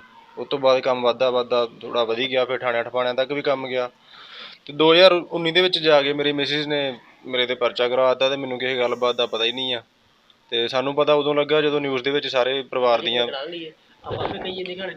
ਗੁਰਬੀਰ ਸਿੰਘ ਹੈ ਜੀ। ਕਿਹੜਾ ਪਿੰਡ ਹੈ ਜੀ? ਪਿੰਡ ਅਟਾਰੀ ਹੈ ਜੀ। ਕੀ ਗੱਲਬਾਤ ਹੋਈ, ਕੀ ਮਸਲਾ ਸਾਰਾ ਹੈਗਾ? ਗੱਲਬਾਤ ਸਰ 2017 ਦੇ ਵਿੱਚ ਮੈਰਿਜ ਹੋਈ ਆ, ਨਵੰਬਰ ਮਹੀਨੇ ਦੇ ਵਿੱਚ, ਤੇ 3-4 ਮਹੀਨੇ ਤੱਕ ਅਸੀਂ ਬਿਲਕੁਲ ਠੀਕ ਰਹੇ ਹਾਂ। ਫਿਰ ਮੇਰੀ ਮਿਸਿਸ ਦਾ ਹੀ ਥੋੜਾ ਬਹੁਤਾ ਝਗੜਾ ਹੁੰਦਾ ਰਿਹਾ ਘਰ ਦੇ ਵਿੱਚ, ਤੇ ਇਹ ਪਿੱਛੇ ਆਪਣੇ ਮੰਮੀ ਨੂੰ ਫੋਨ ਕਰਦੇ ਰਹੇ ਨੇ ਵੀ ਕਦੀ ਬੁਲਾ ਲੈਣਾ, ਮੈਨੂੰ ਆ ਕੇ ਲੈ ਜਾਓ, ਇਸ ਤਰ੍ਹਾਂ ਵਾ ਇੱਦਾਂ ਵਾ, ਮੈਂ ਬਹੁਤ ਪਰੇਸ਼ਾਨ ਰਹਿੰਦੀ ਹਾਂ, ਇੱਦਾਂ ਵਾ ਉੱਦਾਂ ਵਾ, ਨਿੱਕੀਆਂ ਮੋਟੀਆਂ ਗੱਲਾਂ ਤੋਂ। ਉਸ ਤੋਂ ਬਾਅਦ 2019 ਦੇ ਵਿੱਚ ਜਾ ਕੇ ਤੇ ਇਹਨਾਂ ਨੇ ਮੇਰੇ ਤੇ ਪਰਚਾ ਵਗੈਰਾ ਕੀਤਾ ਤੇ ਸਾਨੂੰ ਕਿਸੇ ਗੱਲ ਦਾ ਵੀ ਨਹੀਂ ਪਤਾ, ਘਰ ਬੈਠਿਆਂ ਨੂੰ ਕੋਈ ਗੱਲਬਾਤ ਹੀ ਨਹੀਂ ਆ। ਤੇ ਉਸ ਤੋਂ ਬਾਅਦ ਜਾ ਕੇ ਤੇ ਸਾਨੂੰ ਪਤਾ ਉਦੋਂ ਲੱਗਾ ਜੋ ਨਿਊਜ਼ ਦੇ ਵਿੱਚ ਸਾਰੇ ਪਰਿਵਾਰ ਦੀਆਂ ਫੋਟੋਜ਼ ਆ ਗਈਆਂ ਵਾ, ਤੇ ਉਸ ਤੋਂ ਬਾਅਦ ਹੀ ਤੰਗ ਪਰੇਸ਼ਾਨ ਬਹੁਤ ਜ਼ਿਆਦਾ ਇਹਨਾਂ ਨੇ ਕੀਤਾ ਵਾ। ਸ਼ਰਨਜੀਤ। ਕੀ ਗੱਲਬਾਤ ਹੋਈ ਹੈ ਤੁਹਾਡੇ ਬੇਟੇ ਨਾਲ? ਕੀ ਗੱਲਬਾਤ ਹੋਈ ਹੈ ਜਿਹੜੀ ਤੁਸੀਂ? ਮੇਰੇ ਬੇਟੇ ਦਾ ਕੇਸ ਚੱਲਦਾ ਜੇ 2019 ਤੋਂ, ਤੇ ਇਹਦੇ ਕੇਸ ਦੇ ਮੁਤਾਬਕ ਇਹਨੂੰ ਹੁਣ ਇਹ ਕੋਰਟ ਦੇ ਵਿੱਚ ਮਤਲਬ ਤਰੀਕ ਭੁਗਤਣ ਜਾਂਦਿਆ ਸੀ, ਤੇ ਭੁਗਤ ਕੇ ਉੱਥੋਂ ਜਦੋਂ ਵਾਪਸ ਆਇਆ, ਬਾਹਰ ਆਇਆ ਇਹ ਕਮਰੇ ਦੇ ਵਿੱਚੋਂ, ਤੇ ਇਹਨੂੰ ਉੱਥੇ ਨਜਾਇਜ਼ ਹੀ ਅਰੈਸਟ ਕੀਤਾ ਗਿਆ, ਜਿਹੜਾ ਕਿ ਸਾਨੂੰ ਘਰ ਵਿੱਚ ਕੁਝ ਵੀ ਪਤਾ ਨਹੀਂ ਸੀ ਵੀ ਕਿੱਥੇ ਆ ਜਾਂ ਕਿੱਥੇ ਨਹੀਂ ਆ, ਤੇ ਸਾਨੂੰ ਕੁਝ ਵੀ ਦੱਸਿਆ ਨਹੀਂ ਗਿਆ। ਸਾਨੂੰ ਸ਼ਾਮ ਨੂੰ ਪਤਾ ਲੱਗਾ, ਉਹ ਸਾਨੂੰ ਇੱਥੋਂ ਥਾਣਿਓਂ ਫੋਨ ਆਇਆ ਝਬਾਲੋਂ ਕਿ ਤੁਹਾਡਾ ਬੱਚਾ ਇੱਥੇ ਅਸੀਂ ਲੈ ਕੇ ਆਏ ਹਾਂ ਗ੍ਰਿਫਤਾਰ ਕਰਕੇ, ਤੇ ਤੁਸੀਂ ਸਾਨੂੰ ਦਾਜ ਦਾ ਸਾਰਾ ਸਮਾਨ ਜਿਹੜਾ ਇੱਥੇ ਪਹੁੰਚਾਓ ਤੇ ਆਪਣੇ ਬੱਚੇ ਨੂੰ ਫਿਰ ਲੈ ਕੇ ਜਾਓ। ਤੁਹਾਨੂੰ ਕੀ ਲੱਗਦਾ ਪਿਆ ਕਿ ਪੁਲਿਸ ਜਿਹੜੀ ਆ ਕੀ ਕਰਦੀ ਪਈ, ਤੰਗ ਪਰੇਸ਼ਾਨ ਕਰਦੀ ਪਈ ਜਾਣ ਕੇ? ਹਾਂਜੀ, ਬਹੁਤ ਜ਼ਿਆਦਾ ਤੰਗ ਪਰੇਸ਼ਾਨ ਕਰਦੀ ਪਈ ਆ। ਮਤਲਬ ਕਿ ਬਿਨਾਂ ਕਿਸੇ ਰੈਸਟੋਰੈਂਟ ਤੋਂ ਇਹਨੂੰ ਤੰਗ ਪਰੇਸ਼ਾਨ ਕੀਤਾ ਗਿਆ, ਬਿਨਾਂ ਸਾਨੂੰ ਦੱਸਣ ਤੋਂ ਇਹਨੂੰ ਗ੍ਰਿਫਤਾਰ ਕੀਤਾ ਗਿਆ। ਨਾਜਾਇਜ਼ ਮਾਈਨਿੰਗ ਨੂੰ ਲੈ ਕੇ ਪਠਾਨਕੋਟ ਦੀ ਪੁਲਿਸ ਅਤੇ ਮਾਈਨਿੰਗ ਵਿਭਾਗ ਦੀ ਵੱਡੀ ਕਾਰਵਾਈ ਦੇਖਣ ਨੂੰ ਮਿਲੀ ਹੈ ਤੇ ਜੰਮੂ ਕਸ਼ਮੀਰ ਤੋਂ ਪੰਜਾਬ ਵਿੱਚ ਦਾਖਲ ਹੁੰਦੇ ਹੋਏ 12 ਟਰੱਕ ਕਬਜ਼ੇ ਵਿੱਚ ਲਏ ਗਏ ਤੇ ਇਸ ਮਾਮਲੇ ਵਿੱਚ 3 ਲੋਕਾਂ ਨੂੰ ਗ੍ਰਿਫਤਾਰ ਕੀਤਾ ਗਿਆ। ਜ਼ਿਕਰਯੋਗ ਹੈ ਕਿ ਇਹ ਲੋਕੀ ਰਾਵੀ ਦਰਿਆ ਦੇ ਨਾਜਾਇਜ਼ ਰਸਤਿਆਂ ਵਿੱਚੋਂ ਪੰਜਾਬ ਵਿੱਚ ਦਾਖਲ ਹੁੰਦੇ ਹਨ। ਹਾਲਾਂਕਿ ਸੁਰੱਖਿਆ ਨੂੰ ਦੇਖਦੇ ਹੋਏ ਪੰਜਾਬ ਅਤੇ ਹਰਿਆਣਾ ਹਾਈ ਕੋਰਟ ਨੇ ਨਾਜਾਇਜ਼ ਮਾਈਨਿੰਗ ਤੇ ਪੂਰੀ ਤਰ੍ਹਾਂ ਰੋਕ ਲਗਾਈ ਹੋਈ ਹੈ। ਫਿਰ ਇਹ ਟਰੱਕ ਆਉਂਦੇ ਕਿੱਥੋਂ ਹਨ ਤੇ ਕਿਸ ਦੀ ਮਿਲੀ ਭੁਗਤ ਨਾਲ ਦਾਖਲ ਹੁੰਦੇ ਹਨ? ਦੇਖੋ 3 ਤੇ 4 ਦੀ ਦਰਮਿਆਨੀ ਰਾਤ ਨੂੰ ਇੱਕ ਇਨਫੋਰਮੇਸ਼ਨ ਸੀ ਮਾਈਨਿੰਗ ਡਿਪਾਰਟਮੈਂਟ ਕੋਲ ਵੀ ਤੇ ਪੁਲਿਸ ਡਿਪਾਰਟਮੈਂਟ ਕੋਲ ਵੀ J&K ਸਾਈਡ ਤੋਂ ਇਲੀਗਲ ਮਾਈਨਿੰਗ ਕਰਕੇ ਟਰੱਕ ਤੇ ਟਿੱਪਰ ਵਗੈਰਾ ਆਉਂਦੇ ਹਨ। ਇਸ ਇਤਲਾਹ ਤੇ ਜਿਹੜਾ ਰਾਤ ਨੂੰ ਪੁਲਿਸ ਨੇ ਤੇ ਮਾਈਨਿੰਗ ਡਿਪਾਰਟਮੈਂਟ ਨੇ ਇਕੱਠਾ ਨਾਕਾ ਸ਼ਹਿਰ ਸ਼ੈਨੀ ਦੇ ਨੇੜੇ ਲਗਾਇਆ ਸੀ। ਉਸ ਦੌਰਾਨ ਜਿਹੜੇ ਹੈ 12 ਟਰੱਕ ਜਿਹੜੇ ਇਲੀਗਲ ਮਾਲ ਜਿਨ੍ਹਾਂ 'ਚ ਲੋਡਡ ਸੀ ਉਹ ਰਾਉਂਡ ਅਪ ਕੀਤੇ, ਜਿਨ੍ਹਾਂ ਵਿੱਚੋਂ 3 ਡਰਾਈਵਰ ਉਹਨਾਂ ਦੇ ਗ੍ਰਿਫਤਾਰ ਕਰ ਲਏ। ਬਾਕੀ ਡਰਾਈਵਰ ਜਿਹੜੇ ਹੈ ਟਰੱਕਾਂ ਦੇ ਉਹ ਮੌਕੇ ਤੋਂ ਫਰਾਰ ਹੋ ਗਏ ਹਨੇਰੇ ਦਾ ਫਾਇਦਾ ਲੈ ਕੇ। ਸੋ ਇਹਨਾਂ 12 ਟਰੱਕਾਂ ਦੇ ਖਿਲਾਫ ਜਿਹੜੀ ਹੈ ਮਾਈਨਿੰਗ ਐਕਟ ਦੀਆਂ ਧਾਰਾਵਾਂ ਅਧੀਨ ਪਰਚਾ ਦਰਜ ਕਰਕੇ ਕਾਰਵਾਈ ਕੀਤੀ ਜਾਏ। ਅੱਜ ਰਾਜਪੁਰਾ ਦੇ ਖਾਲਸਾ ਸੀਨੀਅਰ ਸੈਕੰਡਰੀ ਸਕੂਲ ਵਿਖੇ ਅਧਿਆਪਕ ਦਿਵਸ ਮਨਾਇਆ ਗਿਆ, ਜਿੱਥੇ ਜੈਂਟਸ ਗਰੁੱਪ ਵੱਲੋਂ ਲੋੜਵੰਦ ਵਿਦਿਆਰਥੀਆਂ ਵੱਲੋਂ ਵਰਦੀਆਂ ਭੇਟ ਕੀਤੀਆਂ ਗਈਆਂ ਤੇ ਖਾਣ ਪੀਣ ਦਾ ਸਮਾਨ ਵੀ ਦਿੱਤਾ ਗਿਆ। ਇਸ ਮੌਕੇ ਤੇ ਜੈਂਟਸ ਗਰੁੱਪ ਦੇ ਪ੍ਰਧਾਨ ਨੇ ਦੱਸਿਆ ਕਿ ਅੱਜ 25 ਲੋੜਵੰਦ ਵਿਦਿਆਰਥੀਆਂ ਦੀ ਮਦਦ ਕੀਤੀ ਗਈ। ਉਹਨਾਂ ਨਾਲ ਇਹ ਵੀ ਕਿਹਾ ਗਿਆ ਕਿ ਆਉਣ ਵਾਲੇ ਦਿਨਾਂ ਵਿੱਚ ਉਹ ਸਰਕਾਰੀ ਸਕੂਲ ਵਿੱਚ ਛੱਤ ਵਾਲੇ ਪੱਖੇ ਵੀ ਦੇਣਗੇ। ਖੁਸ਼ੀ ਦੇ ਸਮੇਂ ਵਿੱਚ ਮੈਂ ਸਾਰੇ ਟੀਚਰਾਂ ਨੂੰ, ਸਾਰੇ ਅਧਿਆਪਕਾਂ ਨੂੰ ਬਹੁਤ-ਬਹੁਤ ਵਧਾਈ ਦਿੰਦਾ ਤੇ ਖਾਸ ਕਰਕੇ ਸਾਡੇ ਪ੍ਰਦੀਪ ਨੰਦਾ ਜੀ ਅਤੇ ਉਹਨਾਂ ਦੀ ਸਾਰੀ ਟੀਮ ਨੂੰ, ਜਿਨ੍ਹਾਂ ਨੇ ਜੁਆਇੰਟਸ ਕਲੱਬ ਵੱਲੋਂ ਅੱਜ ਖਾਲਸਾ ਸੀਨੀਅਰ ਸੈਕੰਡਰੀ ਸਕੂਲ ਵਿੱਚ ਆ ਕੇ ਛੋਟੇ ਬੱਚਿਆਂ ਨੂੰ ਵਰਦੀਆਂ ਵੰਡੀਆਂ ਨੇ।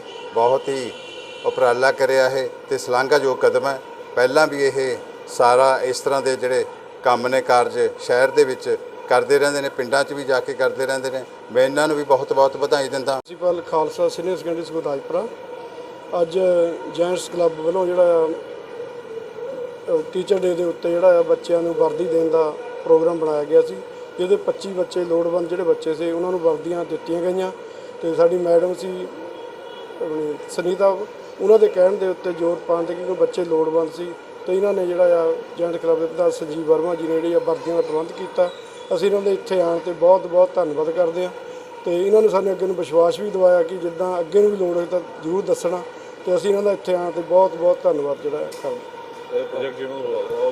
ਸਭ ਤੋਂ ਪਹਿਲਾਂ ਤਾਂ ਮੈਂ ਗੁਰਦੁਆਰਾ ਸਿੰਘ ਸਭਾ ਦੇ ਪ੍ਰਧਾਨ ਜੀ ਕੰਗ ਸਾਹਿਬ ਦਾ ਬਹੁਤ-ਬਹੁਤ ਧੰਨਵਾਦੀ ਹਾਂ ਕਿ ਉਹਨਾਂ ਨੇ ਅੱਜ ਟੀਚਰ ਡੇ ਦੇ ਉੱਤੇ ਸਾਨੂੰ ਖਾਲਸਾ ਸਕੂਲ ਦੇ ਵਿੱਚ ਆਉਣ ਦਾ ਮੌਕਾ ਦਿੱਤਾ। ਟੀਚਰਸ ਡੇ ਪੂਰੇ ਹਿੰਦੁਸਤਾਨ ਦੇ ਵਿੱਚ ਅੱਜ ਮਨਾਇਆ ਜਾ ਰਿਹਾ ਹੈ ਕਿਉਂਕਿ ਭਾਰਤ ਦੇ ਪਹਿਲੇ ਉਪ ਰਾਸ਼ਟਰਪਤੀ ਤੇ ਦੂਜੇ ਰਾਸ਼ਟਰਪਤੀ ਡਾਕਟਰ ਰਾਧਾ ਕ੍ਰਿਸ਼ਨ ਦੀ ਅੱਜ ਜਨਮ ਦਿਵਸ ਦੀ ਜਯੰਤੀ ਹੈ।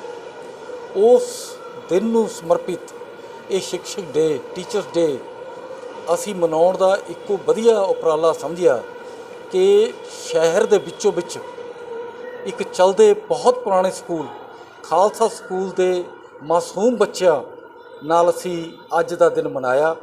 ਉਹਨਾਂ ਨੂੰ ਅਸੀਂ ਵਰਦੀਆਂ ਦਿੱਤੀਆਂ, ਉਹਨਾਂ ਨੂੰ ਕੱਪੜੇ ਦਿੱਤੇ, ਉਹਨਾਂ ਨੂੰ ਅਸੀਂ ਖਾਣ ਪੀਣ ਦਾ ਸਮਾਨ ਦਿੱਤਾ। ਬੀਤੇ ਦਿਨੀ ਵਿਆਸ ਵਿੱਚ ਨਿਹੰਗ ਸਿੰਘਾਂ ਤੇ ਡੇਰਾ ਪ੍ਰੇਮੀਆਂ ਵਿਚਕਾਰ ਖੂਨੀ ਝੜਪ ਹੋਈ, ਜਿਸ ਨੂੰ ਲੈ ਕੇ ਮਸਲਾ ਭਖਦਾ ਹੋਇਆ ਨਜ਼ਰ ਆ ਰਿਹਾ। ਅੱਜ ਇਸੇ ਮਸਲੇ ਨੂੰ ਲੈ ਕੇ ਫਿਰੋਜ਼ਪੁਰ ਵਿੱਚ ਇੱਕ ਇਕੱਠ ਕੀਤਾ ਗਿਆ, ਜਿਸ ਵਿੱਚ ਜਥੇਬੰਦੀਆਂ ਨੇ ਇਸ ਹਮਲੇ ਦਾ ਵਿਰੋਧ ਕੀਤਾ। ਉਹਨਾਂ ਕਿਹਾ ਕਿ ਕੁਝ ਲੋਕੀ ਜਾਣ-ਬੁੱਝ ਕੇ ਮਾਹੌਲ ਖਰਾਬ ਕਰ ਰਹੇ ਹਨ। ਉਹਨਾਂ ਸਰਕਾਰ ਤੇ ਪੁਲਿਸ ਨੂੰ ਚੇਤਾਵਨੀ ਵੀ ਦਿੱਤੀ ਕਿ ਜੇਕਰ ਦੋਸ਼ੀਆਂ ਖਿਲਾਫ ਕਾਰਵਾਈ ਨਾ ਕੀਤੀ ਤਾਂ ਉਹ ਡੇਰਿਆਂ ਨੂੰ ਜਾਣ ਵਾਲੇ ਰਸਤੇ ਜਾਮ ਕਰ ਦੇਣਗੇ। ਹੋਣ ਦਾ ਕਾਰਨ ਇਹ ਆ ਜੋ ਕਿ ਕੱਲ ਡੇਰਾ ਰਾਧਾ ਸਵਾਮੀ ਨੇ ਨਿਹੰਗ ਸਿੰਘਾਂ ਤੇ ਗੁੰਡਾਗਰਦੀ ਕੀਤੀ ਆ, ਜੋ ਕਿ ਵਾਰਾ ਗਊਆਂ ਦੀ ਸੇਵਾ ਕਰਦੇ ਬਾਬਾ ਪਾਲਾ ਜੀ ਕਰਦੇ ਸੀਗੇ। ਉੱਥੇ ਤਰਨਾ ਦਲ ਮੁਖੀ ਬਾਬਾ ਗੱਜਾਂ, ਉਹਨਾਂ ਦੀ ਤਰਨਾ ਦਲ ਦੀ ਜ਼ਮੀਨ ਸੀ 100 ਕਿੱਲਾ, ਉੱਥੇ ਉਹ ਗਾਵਾਂ ਚਰਾਉਣ ਜਾਂਦੇ ਸੀ, ਜੋ ਕਿ ਰਾਧਾ ਸਵਾਮੀ ਨੇ ਆਪਣੇ ਸਾਰੇ ਗੁੰਡੇ ਇਕੱਠੇ ਕਰਕੇ ਉਹ ਨਿਹੰਗ ਸਿੰਘਾਂ 'ਤੇ ਹਮਲਾ ਕੀਤਾ ਹੈ, ਜਿਸ ਵਿੱਚ ਨਿਹੰਗ ਸਿੰਘ ਜ਼ਖਮੀ ਹੋਏ ਨੇ। ਤੇ ਅਸੀਂ ਇਹ ਦੱਸਣਾ ਚਾਹੁੰਦੇ ਹਾਂ ਸਰਕਾਰ ਨੂੰ, ਭਗਵੰਤ ਮਾਨ ਨੂੰ ਤੇ ਉੱਥੋਂ ਦੇ SSP ਤੇ DSP ਤੇ ਸਿਵਲ ਪ੍ਰਸ਼ਾਸਨ ਤੇ ਪੁਲਿਸ ਪ੍ਰਸ਼ਾਸਨ ਨੂੰ, ਅੱਗੇ ਉਹਨਾਂ ਕੀਤੇ ਗੁਰੂ ਘਰਾਂ 'ਤੇ ਕਬਜ਼ੇ ਪਹਿਲੋਂ ਕਰਦੇ ਰਹੇ, ਲੋਕਾਂ ਦੀ ਗਰੀਬ ਲੋਕਾਂ ਦੀ ਜ਼ਮੀਨਾਂ 'ਤੇ ਕਬਜ਼ੇ ਕੀਤੇ, ਲੋਕਾਂ ਦੇ ਘਰਾਂ 'ਤੇ ਕਬਜ਼ੇ ਕੀਤੇ ਆ। ਹੁਣ ਮੱਥਾ ਲੱਗ ਗਿਆ ਸਿੱਧਾ ਖਾਲਸਾ ਪੰਥ ਨਾਲ ਨਿਹੰਗ ਸਿੰਘਾਂ ਨਾਲ। ਅਸੀਂ ਉਹ ਨਿਹੰਗ ਸਿੰਘ ਕਿਹੜੇ ਗੁਰੂ ਕੇ ਗਾਵਾਂ ਰੱਖੀਆਂ ਨੇ ਸੇਵਾ ਕਰਦੇ ਆ, ਬਿਲਕੁਲ ਸਾਡੀ ਗੁਰੂ ਗ੍ਰੰਥ ਸਾਹਿਬ ਸਤਿਕਾਰ ਕਮੇਟੀ ਪੰਜਾਬ ਤੇ ਸਾਰੇ ਜਥੇਬੰਦੀਆਂ ਨਾਲ ਖੜੀਆਂ ਨੇ। ਬਿਲਕੁਲ ਜਿਨ੍ਹਾਂ ਨੇ ਗੁੰਡਾਗਰਦੀ ਕੀਤੀ ਆ, ਪ੍ਰਸ਼ਾਸਨ ਉਹਨਾਂ ਦੇ ਪਰਚਾ ਦਰਜ ਕਰ ਦੇਵੇ। ਵਧੀਆ ਗੱਲ, ਕਿੰਨਾ ਕਾਨੂੰਨੀ ਕਾਰਵਾਈ ਕਰਕੇ ਸਣੇ ਗੁਰਵਿੰਦਰ ਸਿੰਘ ਢਿੱਲੋਂ 'ਤੇ ਪਰਚਾ ਦਰਜ ਕਰਨ, ਕਿੰਨਾਂ ਦੇ ਸੇਵਾਦਾਰਾਂ ਨੇ ਕੀਤੀ ਆ। ਨਹੀਂ ਤਾਂ ਵੱਡੇ ਲੈਵਲ 'ਤੇ ਪੰਜਾਬ 'ਚ ਇਕੱਠ ਕਰਕੇ ਸਾਰੇ ਡੇਰੇ ਨੂੰ ਜਾਂਦੇ ਰਸਤੇ ਬੰਦ ਕਰ ਦਿਆਂਗੇ। ਸਾਨੂੰ ਕਿੱਡੀ ਤੇ ਵੱਡੀ ਕੁਰਬਾਨੀ ਕਰਨੀ, ਅਸੀਂ ਕੁਰਬਾਨੀ ਕਰਨ ਨੂੰ ਤਿਆਰ ਖੜ੍ਹੇ ਹਾਂ। ਸਾਡੇ ਨਿਹੰਗ ਸਿੰਘਾਂ ਦੀ ਬੇਦਬੀ ਹੋਈ, ਕਕਾਰਾਂ ਦੀ ਬੇਦਬੀ ਹੋਈ, ਬਾਣੇ ਦੀ ਹੋਈ ਆ, ਤੇ ਅਸੀਂ ਕਦੀ ਵੀ ਕਿਸੇ ਹਾਲਤ 'ਚ ਇਹ ਗੱਲ ਬਰਦਾਸ਼ਤ ਨਹੀਂ ਕਰਾਂਗੇ। ਅਸੀਂ ਫਿਰ ਸਰਕਾਰ ਨੂੰ ਇਹ ਗੱਲ ਦੱਸਣੀ ਚਾਹੁੰਦੇ ਹਾਂ ਵੀ ਉਹਨਾਂ ਲੋਕਾਂ ਨੇ ਗੁੰਡੇ ਪਾਲੇ ਹੋਏ ਨੇ। ਅੱਗੇ ਅਸੀਂ ਧਰਨੇ ਵੀ ਲਾਏ ਸੀ, ਬਲਦੇਵ ਸਿੰਘ ਸਰਸਾ ਉਹਦੇ ਵੀ ਦਾਸ ਨੇ ਸਾਥ ਦਿੱਤਾ, ਨਾਲ ਜਾ ਕੇ ਮੋਰਚਾ ਲਾਇਆ ਸੀ। ਪਹਿਲਾਂ ਇੱਕ ਗੁਰਦੁਆਰਾ ਇਹਨਾਂ ਉੱਤੇ ਬੜੈਚ ਪੱਟੀ ਢਾਇਆ ਸੀਗਾ, ਖਰੀਦ ਲਿਆ ਸੀਗਾ, ਉਹ ਧਰਨੇ ਲਾ ਕੇ ਛਡਾਇਆ ਸੀ, ਬੜਾ ਔਖਾ ਜਦੋਂ ਸਰਕਾਰ ਨਾਲ ਉਹ ਛਡਾਇਆ ਸੀਗਾ। ਹੁਣ ਕਿਹੜੀ ਗੱਲ ਇਹਨਾਂ ਸਾਡੇ ਨਿਹੰਗ ਸਿੰਘ ਅਤੇ ਗੁਰੂ ਕੇ ਸਿੱਖਾਂ 'ਤੇ ਹਮਲਾ ਕੀਤਾ ਹੈ। ਇਹ ਕਦੀ ਵੀ ਅਸੀਂ ਗੱਲ ਬਰਦਾਸ਼ਤ ਨਹੀਂ ਕਰਾਂਗੇ। ਇਹ ਚਾਹੁੰਦੇ ਵੀ ਬਾਕੀ ਪੈਲੀਆਂ ਤੇ ਕਬਜ਼ਾ ਕਰ ਲਿਆ, ਨਿਹੰਗ ਸਿੰਘਾਂ ਦੀ ਪੈਲੀ ਤੇ ਕਬਜ਼ਾ ਹੋ ਜਾਊਗਾ। ਇਹ ਕਬਜ਼ਾ ਨਹੀਂ ਹੋਣਾ। ਅਸੀਂ ਤਾਂ ਲੋਕਾਂ ਦੇ ਕਬਜ਼ੇ ਛਡਾਉਂਦੇ ਰਹੇ ਹਾਂ ਅੱਜ ਤੱਕ। ਅਸੀਂ ਲੋਕਾਂ ਨੇ ਧੀਆਂ ਪੈਣਾ ਛਡਾਉਣ ਦਾ ਸਾਡਾ ਇਤਿਹਾਸ ਤੇ ਖਾਲਸੇ ਲਿਖਿਆ। ਲੋਕਾਂ ਨੇ ਬਹੁ ਬੇਟੀਆਂ ਛਡਾਉਣੀਆਂ, ਲੋਕਾਂ ਨੂੰ ਜ਼ਮੀਨਾਂ ਦੇ ਮਾਲਕ ਬਣਾਇਆ ਹੈ ਤੇ ਸਾਡੀ ਜ਼ਮੀਨਾਂ ਤੇ ਕਬਜ਼ਾ ਹੋਣ ਲੱਗੇ ਫਿਰ ਗੱਲ ਖਤਮ ਹੋ ਜੂਗੀ। ਇਸ ਕਰਕੇ ਕਹਿੰਦੇ ਆ ਪ੍ਰਸ਼ਾਸਨ ਨੂੰ ਹੋਰ ਸਰਕਾਰ ਨੂੰ ਇਹ ਜਿਹੜੇ ਸ਼ਰਾਰਤੀ ਅਨਸਰਾਂ ਨੂੰ ਨੱਥ ਪਾਵੇ, ਇਹਨਾਂ ਤੇ ਕਾਰਵਾਈ ਕਰਕੇ ਕਿੰਨਾ ਸਾਰੇ ਦੋਸ਼ੀਆਂ ਨੂੰ ਜੇਲ੍ਹ 'ਚ ਬੰਦ ਕਰੇ। ਨਹੀਂ ਤਾਂ ਸਾਨੂੰ ਵੱਡਾ ਮਜਬੂਰ ਨੇ ਸਿਰ ਚੁੱਕਣਾ ਪਊਗਾ। ਵੱਡਾ ਮੋਰਚਾ ਪੰਜਾਬ ਪੱਧਰ ਤੇ ਲਾਉਣਾ ਪਊ। ਇਹਨਾਂ ਦੇ ਖਿਲਾਫ ਲਾਵਾਂਗੇ ਅਸੀਂ।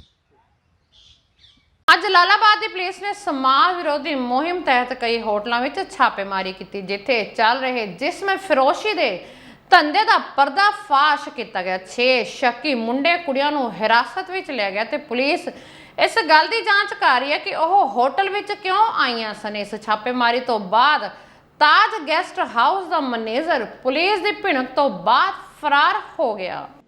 ਜਲਾਲਾਬਾਦ ਦੇ ਜਿੰਨੇ ਵੀ ਹੋਟਲ ਹੈਗੇ ਆ ਉਹਨਾਂ ਦੀ ਵਿੱਚ ਸ਼ਿਕਾਇਤਾਂ ਆ ਰਹੀਆਂ ਸੀ ਵੀ ਇਲੀਗਲ ਵਗੈਰਾ ਉੱਥੇ ਸ਼ਰਾਬ ਵਗੈਰਾ ਬਣਾਉਂਦੇ ਜਾਂ ਹੁੱਕੇ ਵਗੈਰਾ ਬਣਾਉਂਦੇ ਤੇ ਉੱਥੇ ਲੜਕੇ ਤੇ ਲੜਕੀਆਂ ਆਉਂਦੇ ਹੈਗੇ। ਇਸ ਸੰਬੰਧ ਦੇ ਵਿੱਚ ਅਸੀਂ ਸਾਰੀ ਪੁਲਿਸ ਟੀਮ ਦੇ ਨਾਲ 5 ਜਿਹੜੇ ਹੋਟਲ ਉਹ ਸਾਰੇ ਚੈੱਕ ਕੀਤੇ ਸੀਗੇ। ਜਿਹੜੇ ਬੰਦੇ ਸਾਨੂੰ ਸ਼ੱਕੀ ਲੱਗੇ ਅਸੀਂ ਉਹਨਾਂ ਨੂੰ ਥਾਣੇ ਲੈ ਕੇ ਆਏਗੇ।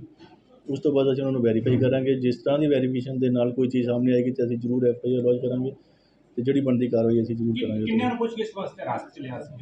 ਅਸੀਂ ਹੁਣ 6 ਬੰਦੇ ਲੈ ਕੇ ਆਏ ਹਾਂ ਉੱਥੇ ਤੇ ਉਹਨਾਂ ਨੂੰ ਅਸੀਂ ਸਿਟੀ ਥਾਣੇ ਬਿਠਾਇਆ ਉੱਥੇ ਤੇ ਉਸ ਤੋਂ ਵੈਰੀਫਿਕੇਸ਼ਨ ਚੱਲ ਰਹੀ ਹੈ। SHO ਸਾਹਿਬ ਉੱਥੇ ਕਰ ਰਹੇ ਨੇ। ਜਿਸ ਤਰ੍ਹਾਂ ਦਾ ਵੀ ਹੋਏਗਾ ਸਾਨੂੰ ਅੱਗੇ ਤੇ ਅਸੀਂ ਉਸ ਹਿਸਾਬ ਨਾਲ ਕਾਰਵਾਈ ਕਰ ਦਾਂਗੇ। ਸਖਤ ਕਾਨੂੰਨਾਂ ਦੇ ਬਾਵਜੂਦ ਵੀ ਲੋਕ ਨਾਬਾਲਗ ਬੱਚਿਆਂ ਦਾ ਵਿਆਹ ਕਰਨ ਨੂੰ ਨਹੀਂ ਹਟਦੇ। ਤਾਜ਼ਾ ਮਾਮਲਾ ਗੁਰਦਾਸਪੁਰ ਦਾ ਹੈ, ਜਿੱਥੇ ਚਾਈਲਡ ਪ੍ਰੋਟੈਕਸ਼ਨ ਵੱਲੋਂ ਪੁਲਿਸ ਦੀ ਮਦਦ ਨਾਲ ਨਾਬਾਲਿਗ ਲੜਕੇ ਤੇ ਲੜਕੀ ਦਾ ਵਿਆਹ ਰੁਕਵਾ ਦਿੱਤਾ ਗਿਆ। ਪੁਲਿਸ ਨੇ ਇਹਨਾਂ ਨੂੰ ਸਮਝਾ ਕੇ ਘਰ ਭੇਜ ਦਿੱਤਾ ਤੇ ਪਰਿਵਾਰ ਨੇ ਵੀ ਆਪਣੀ ਗਲਤੀ ਕਬੂਲ ਕਰ ਲਈ। ਚਾਈਲਡ ਪ੍ਰੋਟੈਕਸ਼ਨ ਅਫਸਰ ਸੁਨੀਲ ਜੋਸ਼ੀ, ਅੱਜ ਸਾਨੂੰ ਇੱਕ ਕੰਪਲੇਂਟ ਆਈ ਸੀ ਕਿ ਚਾਈਲਡ ਮੈਰਿਜ ਹੋ ਰਹੀ ਹੈ। ਅਸੀਂ ਉੱਥੇ ਸਦਰ ਥਾਣਾ ਤੇ ਸਿਟੀ ਥਾਣਾ ਤੋਂ ਪੁਲਿਸ ਲਈ ਮੌਕੇ ਤੇ ਪਹੁੰਚੇ। ਉਹਨਾਂ ਨੂੰ ਜਦੋਂ ਆ ਕੇ ਦੇਖਿਆ ਕਿ ਲੜਕੀ ਤੇ ਲੜਕਾ ਦੋਨੇ ਨਾਬਾਲਗ ਸੀ, ਆਪਸੇ ਹੀ ਉਹਨਾਂ ਦਾ ਵਿਆਹ ਰੁਕਵਾ ਦਿੱਤਾ। ਬੱਚਿਆਂ ਨੂੰ ਦੋਨਾਂ ਬੱਚਿਆਂ ਨੂੰ ਆਪਾਂ CWC ਦੇ ਅੱਗੇ ਪ੍ਰੋਡਿਊਸ ਕੀਤਾ। CWC ਨੇ ਆਰਡਰ ਜਨਰੇਟ ਕਰਕੇ ਉਹਨਾਂ ਨੂੰ ਆਪਣੇ ਘਰ ਵਾਪਸ ਭੇਜ ਦਿੱਤਾ। ਸਰ ਲੜਕੀ ਦੀ ਉਮਰ ਕਿੰਨੀ ਦੱਸੀ ਜਾ ਰਹੀ ਹੈ ਤੇ ਲੜਕੇ ਦੀ ਕਿੰਨੀ ਦੱਸੀ ਜਾ ਰਹੀ ਹੈ? ਲੜਕੇ ਦੀ ਜਿਹੜੀ ਲੜਕੀ ਉਹਦੀ 14 ਸਾਲ ਹੈ। ਲੜਕੇ ਦੀ ਉਮਰ ਦੀ ਕੰਪਲੀਟ ਨਹੀਂ ਸੀ ਆਈ, ਪਰ ਲੜਕਾ ਵੀ ਮਾਈਨਰ ਲੱਗਦਾ, ਇਸ ਕਰਕੇ ਉਹਦਾ ਵੀ ਆਪਾਂ ਆਇਡੈਂਟੀ ਪ੍ਰੂਫ ਮੰਗਾ ਲਿਆ। ਸਰ ਕਿੱਥੋਂ ਦਾ ਸੰਬੰਧਤ ਹੈ? ਸਰ ਇੱਕ ਤੇ ਲੜਕਾ ਤੇ ਲਾਗੇ ਪਿੰਡ ਹੈ ਜੀ ਗੁਰਦਾਸਪੁਰ ਦੇ ਲਾਗੇ, ਤੇ ਲੜਕੀ ਲੋਕਲ ਹੀ ਹੈ ਜੀ ਗੁਰਦਾਸਪੁਰ ਦੀ। ਬੇਸਿਕਲੀ ਵੈਸੇ ਤੇ ਆ ਹੈਗੇ ਆ ਜੈਂਤੀਪੁਰ ਦੇ, ਪਰ ਪ੍ਰੈਜ਼ੈਂਟ ਇਸ ਵਾਰ ਇੱਥੇ ਰਹਿ ਰਹੇ ਨੇ। ਤੁਹਾਡੇ ਵੱਲੋਂ ਕੀ ਕਾਰਵਾਈ ਕੀਤੀ ਜਾ ਰਹੀ ਹੈ? ਸਾਡੇ ਵੱਲੋਂ ਅਸੀਂ ਵਿਆਹ ਰੁਕਵਾਤਾ ਜੀ। ਉਹਨਾਂ ਨੂੰ ਸਮਝਾਇਆ ਤਾਂ ਉਹਨਾਂ ਨੇ ਪਹਿਲਾਂ ਤਾਂ ਉਹਨਾਂ ਨੇ ਮੰਨਣ 'ਚ ਗੱਲ ਨਹੀਂ ਸੀ ਆ ਰਹੀ, ਬਾਅਦ 'ਚ ਉਹਨਾਂ ਨੇ ਇਸ ਗੱਲ ਨੂੰ ਐਕਸੈਪਟ ਕੀਤਾ ਤਾਂ ਵਿਆਹ ਰੁਕਵਾ ਲਿਆ ਜੀ। ਹੁਸ਼ਿਆਰਪੁਰ ਦੇ ਬਲਾਕ ਮੈਲਪੁਰ ਦੇ ਪਿੰਡ ਭੁੰਨੋ ਦੇ ਸਰਕਾਰੀ ਐਲੀਮੈਂਟਰੀ ਸਕੂਲ ਵਿਖੇ ਹੈੱਡ ਟੀਚਰ ਬਣ ਸਕੂਲ ਦੀ ਕਾਇਆ ਪਲਟ ਕੇ ਅੰਤਰਰਾਸ਼ਟਰੀ ਪੱਧਰ ਤੇ ਨਾਮ ਨਾ ਖੱਟਣ ਵਾਲੇ ਅਧਿਆਪਕ ਜਸਵੀਰ ਸਿੰਘ ਖਾਬੜਾ ਵਾਸੀ ਕਹਾਰਪੁਰ ਨੂੰ ਪੰਜਾਬ ਸਰਕਾਰ ਵੱਲੋਂ ਸਟੇਟ ਅਵਾਰਡ ਦੇ ਐਲਾਨ ਤੋਂ ਬਾਅਦ ਵਧਾਈਆਂ ਦੇਣ ਵਾਲਿਆਂ ਦੇ ਤਾਂਤਾ ਲੱਗਿਆ ਹੋਇਆ ਹੈ। ਬਹੁਤ ਖੁਸ਼ੀ ਮਹਿਸੂਸ ਕਰਦੇ ਹਾਂ ਜੋ ਕਿ ਸਾਡੇ ਪਿੰਡ ਦੇ ਮਾਸਟਰ ਜਸਵੀਰ ਉਹਨਾਂ ਨੂੰ ਜਿਹੜਾ ਸਟੇਟ ਅਵਾਰਡ ਮੁੱਖ ਮੰਤਰੀ ਸਾਹਿਬਾਨ ਵੱਲੋਂ ਦਿੱਤਾ ਗਿਆ, ਸਾਡੇ ਪਿੰਡ ਲਈ ਬਹੁਤ ਹੀ ਮਾਣ ਵਾਲੀ ਗੱਲ ਹੈ। ਤੇ ਉਹ ਪਿੰਡ 'ਚ ਵੀ ਉਹਨਾਂ ਦਾ ਹਰ ਵੇਲੇ ਸਾਨੂੰ ਮੋਟੀਵੇਟ ਕਰਦੇ ਆ। ਹਰ ਟਾਈਮ ਕੋਈ ਵੀ ਪਿੰਡ ਦਾ ਕੰਮ ਹੋਵੇ ਹਮੇਸ਼ਾ ਹੀ ਉਹ ਸਾਡੇ ਨਾਲ ਹਮੇਸ਼ਾ ਸਾਨੂੰ ਗਾਈਡ ਕਰਦੇ ਆ ਤੇ ਪਿੰਡ ਵਿੱਚ ਵੀ ਉਹਨਾਂ ਦਾ ਬਹੁਤ ਵਧੀਆ ਯਾਨੀ ਕਿ ਸਾਨੂੰ ਸਾਥ ਰਹਿੰਦਾ ਆ। ਕਿਸ ਤਰ੍ਹਾਂ ਖੁਸ਼ੀ ਮਨਾਓਗੇ ਇਸ ਦੀ? ਅਸੀਂ ਢੋਲ ਦੇ ਨਾਲ ਉਹਨਾਂ ਨੂੰ ਪੂਰੀ ਐਨ ਆਪਣੀ ਇੰਜੋਏ ਕਰਾਂਗੇ। ਉਸ ਦਿਨ ਢੋਲ ਵੱਜੂਗਾ ਸਾਰੀ ਰਾਤ, ਐਨ ਪੂਰਾ ਇੰਜੋਏ ਕਰਾਂਗੇ ਜੀ। ਸਰਹੱਦੀ ਜ਼ਿਲ੍ਹੇ ਵਿੱਚ ਬੇਟੀ ਬਚਾਓ ਬੇਟੀ ਪੜ੍ਹਾਓ ਤਹਿਤ ਪ੍ਰਸ਼ਾਸਨ ਨਾਲ ਮਿਲ ਕੇ ਮਯੰਕ ਫਾਊਂਡੇਸ਼ਨ ਵੱਲੋਂ ਵਿਦਿਆਰਥਣਾਂ ਨੂੰ ਸਿੱਖਿਅਤ ਕਰਨ ਦੇ ਇਰਾਦੇ ਨਾਲ ਤਸੀਰੀ ਪ੍ਰਤਿਭਾ ਕੰਨਿਆ ਸਕਾਲਰਸ਼ਿਪ ਫਿਰੋਜ਼ਪੁਰ ਸ਼ਹਿਰ ਸਮਾਰੋਹ ਦਾ ਆਯੋਜਨ ਕੀਤਾ ਗਿਆ, ਜਿਸ ਵਿੱਚ 39 ਧੀਆਂ ਜੋ ਵਿੱਤੀ ਤੌਰ ਤੇ ਕਮਜ਼ੋਰ ਹਨ ਤੇ ਸਿੱਖਿਆ ਦੇ ਖੇਤਰ ਵਿੱਚ ਕੁਝ ਕਰਨ ਦਾ ਜਨੂੰਨ ਰੱਖਦੀਆਂ ਹਨ, ਸਿੱਖਿਆ ਵਿੱਚ ਅੱਗੇ ਫਾਊਂਡੇਸ਼ਨ ਵੱਲੋਂ 3,90,000 ਰੁਪਏ ਦੀ ਰਾਸ਼ੀ ਭੇਟ ਕੀਤੀ ਗਈ। ਇਹ ਐਕਚੁਅਲੀ ਜੀ ਮਯੰਕ ਫਾਊਂਡੇਸ਼ਨ ਦੇ ਨਾਲ ਡਿਸਟ੍ਰਿਕਟ ਐਡਮਿਨਿਸਟ੍ਰੇਸ਼ਨ ਕੋਲੈਬੋਰੇਟ ਕਰਕੇ ਬੇਟੀ ਬਚਾਓ ਬੇਟੀ ਪੜ੍ਹਾਓ ਸਕੀਮ ਤਹਿਤ ਜੋ ਹਾਇਰ ਐਜੂਕੇਸ਼ਨ ਬੱਚੀਆਂ ਪਰਸਿਊ ਕਰਨਾ ਚਾਹੁੰਦੀਆਂ ਔਰ ਜੋ ਕਿਸੇ ਆਰਥਿਕ ਪੱਖੋਂ ਆਪਦੀ ਐਜੂਕੇਸ਼ਨ ਅੱਗੇ ਪਰਸਿਊ ਨਹੀਂ ਕਰ ਸਕਦੀਆਂ, ਉਹਨਾਂ ਨੂੰ ਇੱਕ ਛੋਟਾ ਜਿਹਾ ਸਹਿਯੋਗ ਔਰ ਸਪੋਰਟ ਹੈ। ਔਰ ਇਸੇ ਉਮੀਦ ਨਾਲ ਅਸੀਂ ਇਹ ਸਪੋਰਟ ਕਰਦੇ ਹਾਂ ਕਿ ਇਹ ਬੱਚੀਆਂ ਅੱਗੇ ਵੱਧ ਕੇ ਆਪਦੀ ਹਾਇਰ ਐਜੂਕੇਸ਼ਨ ਪੂਰੀ ਕਰਕੇ ਕਿਸੇ ਅੱਛੇ ਮੁਕਾਮ ਤੇ ਪਹੁੰਚ ਸਕਣਗੀਆਂ ਜੀ। Thank you. First of all, I am thankful to Mayank Foundation for this great initiative because, like us, many students they are not economically, they are not possible to get admissions in very high colleges. So this initiative helps students from backward areas to get proper qualification and education. So this is a great initiative. What's your name? My name is Sukhmanpreet Kaur and currently I am doing BSc Medical at Government Mahindra College Patiala and I want to become a doctor. Thank you. ਰਸ਼ਬ ਦੀ ਬਹੁਤ ਖੁਸ਼ੀ ਹੈ ਮਤਲਬ ਮੇਰੇ parents ਇੰਨੇ able ਨਹੀਂ ਸੀ ਕਿ ਮੈਨੂੰ ਅੱਗੋਂ ਸਟੱਡੀ ਕਰਵਾ ਪਾਉਂਦੇ ਪਰ ਮਯੰਕ ਫਾਊਂਡੇਸ਼ਨ ਕਰਕੇ ਹੀ ਮਤਲਬ ਮੈਂ ਅੱਗੇ ਸਟੱਡੀ ਕਰ ਰਹੀ ਹਾਂ ਨਹੀਂ ਤਾਂ ਸ਼ਾਇਦ ਮੈਂ +2 ਤੋਂ ਬਾਅਦ ਘਰ 'ਚ ਹੁੰਦੀ ਜਾਂ ਕੁਛ ਬਣ ਨਹੀਂ ਪਾਉਣਾ ਸੀ ਮੈਂ ਤੇ ਪਰ ਮੈਂ ਬੜਾ ਥੈਂਕਸ ਕਰਨਾ ਚਾਹੁੰਦੀ ਹਾਂ ਮਯੰਕ ਫਾਊਂਡੇਸ਼ਨ ਦਾ ਤੇ ਦੀਪਕ ਸਰ ਦਾ ਕਿ ਉਹਨਾਂ ਨੇ ਮੈਨੂੰ ਇਸ ਏਬਲ ਬਣਾਇਆ। ਡੈਮੋਕ੍ਰੈਟਿਕ ਜੰਗਲਾਤ ਮੁਲਾਜ਼ਮ ਯੂਨੀਅਨ ਪੰਜਾਬ ਦੇ ਫੈਸਲੇ ਅਨੁਸਾਰ ਪੰਜਾਬ ਸਰਕਾਰ ਵੱਲੋਂ ਕੱਚੇ ਮੁਲਾਜ਼ਮ ਨੂੰ ਰੈਗੂਲਰ ਕਰਨ ਲਈ ਸਬ ਕਮੇਟੀ ਦੀਆਂ ਮੀਟਿੰਗਾਂ ਕਰਕੇ ਟਾਲ ਮਟੋਲ ਕਰ ਰਹੀ ਹੈ। ਦੂਜੇ ਪਾਸੇ ਜੰਗਲਾਤ ਵਰਕਰਾਂ ਦੀਆਂ ਉਮਰਾਂ ਲਗਾਤਾਰ ਓਵਰਏਜ ਹੋ ਰਹੀਆਂ ਨੇ ਇਸੇ ਕਰਕੇ ਵਰਕਰਾਂ ਵਿੱਚ ਪੰਜਾਬ ਸਰਕਾਰ ਦੇ ਖਿਲਾਫ ਭਾਰੀ ਰੋਸ ਹੈ। ਉਹਨਾਂ ਕਿਹਾ ਕਿ ਪਿਛਲੇ 4 ਮਹੀਨਿਆਂ ਤੋਂ ਤਨਖਾਹ ਵੀ ਨਹੀਂ ਮਿਲ ਰਹੀ। ਜੰਗਲਾਤ ਵਿਭਾਗ ਵਿੱਚ ਕੰਮ ਕਰਦੇ ਕੱਚੇ ਵਰਕਰਾਂ ਦਾ ਘਰ ਦਾ ਗੁਜ਼ਾਰਾ ਕਰਨਾ ਅਤਿਅੰਤ ਔਖਾ ਹੋਇਆ ਪਿਆ ਹੈ। ਅਸੀਂ ਡੈਮੋਕ੍ਰੈਟਿਕ ਜੰਗਲਾਤ ਮੁਲਾਜ਼ਮ ਯੂਨੀਅਨ ਦੇ ਵਰਕਰ ਹਾਂ। ਸਾਨੂੰ ਅੱਜ ਪੂਰੇ 5 ਮਹੀਨੇ ਹੋ ਗਏ ਨੇ ਸਾਨੂੰ ਪੰਜਾਬ ਸਰਕਾਰ ਨੇ ਤਨਖਾਹਾਂ ਨਹੀਂ ਦਿੱਤੀਆਂ ਜਦੋਂ ਦੀ ਸੱਤਾ ਵਿੱਚ ਆਈ ਹੈ। ਇੱਕ ਤਾਂ ਇਹਦਾ ਇਹ ਕਾਰਨ ਆ, ਇੱਕ ਇਹ ਆ ਵੀ ਪੰਜਾਬ ਸਰਕਾਰ ਸੱਤਾ ਤੋਂ ਆਉਣ ਤੋਂ ਪਹਿਲਾਂ ਮੁੱਖ ਮੰਤਰੀ ਸਾਹਿਬ ਸਾਡੇ ਇਹ ਦੂਜੀਆਂ ਸਰਕਾਰਾਂ ਦੇ ਉੱਪਰ ਪੱਲੇ ਝਾੜਦੇ ਸੀਗੇ ਕਿ ਧਰਨੇ ਮੁਜ਼ਾਹਰੇ ਲੱਗ ਰਹੇ ਨੇ, ਇਹ ਵਰਕਰਾਂ ਨੂੰ ਪੱਕਾ ਨਹੀਂ ਕਰ ਰਹੇ ਹੈਗੇ। ਮੈਂ ਲੇਡੀਜ਼ ਦੇਖੀਆਂ, ਮੈਂ ਟੀਚਰ ਦੇਖੀਆਂ ਨੇ, ਮੈਂ ਉਹ ਦੇਖੇ ਨੇ ਧਰਨੇ ਲਾਉਂਦੇ ਆ ਤੇ ਅੱਜ ਅਸੀਂ ਉਹਨਾਂ ਦੇ ਟਾਈਮ ਦੌਰਾਨ ਇੱਕ ਵੀ ਧਰਨਾ ਨਹੀਂ ਸੀ ਲਗਾਇਆ ਹੈਗਾ। ਅਸੀਂ ਉਹਨਾਂ ਨੂੰ ਸਮਾਂ ਦਿੱਤਾ ਸੀ ਕਿ ਫਿਰ ਵੀ ਸੀਐਮ ਸਾਹਿਬ ਨੇ ਸਾਡੇ ਉੱਪਰ ਇਹ ਪੱਲਾ ਝਾੜਨਾ ਆ ਵੀ ਵਰਕਰ ਧਰਨੇ ਮੁਜ਼ਾਹਰੇ ਲਾਉਣ ਲੱਗ ਗਏ ਨੇ ਤੇ ਪਹਿਲਾਂ ਸਾਨੂੰ ਸਮਾਂ ਦੇ ਦਿੰਦੇ। ਇਸ ਵਾਸਤੇ ਅਸੀਂ ਉਹਨਾਂ ਨੂੰ 5 ਮਹੀਨੇ ਦਾ ਸਮਾਂ ਦੇ ਦਿੱਤਾ ਆ। 5 ਮਹੀਨੇ ਦੌਰਾਨ ਘੱਟੋ ਘੱਟ ਅਸੀਂ 5 ਮੰਗ ਪੱਤਰ ਮੁੱਖ ਮੰਤਰੀ ਸਾਹਿਬ ਦੇ ਨਾਮ, ਜੰਗਲਾਤ ਮੰਤਰੀ ਦੇ ਨਾਮ ਤੇ ਹਰਪਾਲ ਚੀਮਾ ਜੀ ਦੇ ਨਾਮ, ਸਾਡੇ ਐਮਐਲਏ ਸਾਹਿਬ ਜੀ ਦੇ ਨਾਮ, ਦਿਆਲਪੁਰਾ ਜੀ ਦੇ ਨਾਮ ਤੇ ਹਰਦੀਪ ਸਿੰਘ ਮੁੰਡੀਆਂ ਦੇ ਨਾਮ ਅਸੀਂ ਮੰਗ ਪੱਤਰ ਦੇ ਚੁੱਕੇ ਹਾਂ। ਮੰਗ ਪੱਤਰਾਂ ਦੀ ਸਾਡੀ ਕੋਈ ਵੀ ਸੁਣਵਾਈ ਸੀਐਮ ਸਾਹਿਬ ਇਸ ਸਰਕਾਰ ਵੱਲੋਂ, ਆਮ ਆਦਮੀ ਸਰਕਾਰ ਵੱਲੋਂ ਨਹੀਂ ਕੀਤੀ ਗਈ, ਜਿਸ ਕਰਕੇ ਸਾਨੂੰ ਮਜਬੂਰ ਹੋ ਕੇ ਅੱਜ ਜਦੋਂ ਕਹਿੰਦੇ ਵੀ ਸਿਰ ਦੇ ਉੱਪਰ ਪਾਣੀ ਲੰਘ ਜਾਂਦਾ, ਪਾਣੀ ਲੰਘਣ ਵਾਲੀ ਉਹ ਗੱਲ ਆ ਕਿ ਸਾਨੂੰ 5 ਮਹੀਨੇ ਤੋਂ ਸੀਐਮ ਸਾਹਿਬ ਨੇ ਤਨਖਾਹਾਂ ਨਹੀਂ ਰਿਲੀਜ਼ ਕੀਤੀਆਂ ਫੋਰੈਸਟ ਡਿਪਾਰਟਮੈਂਟ ਦੇ ਵਰਕਰਾਂ ਨੂੰ।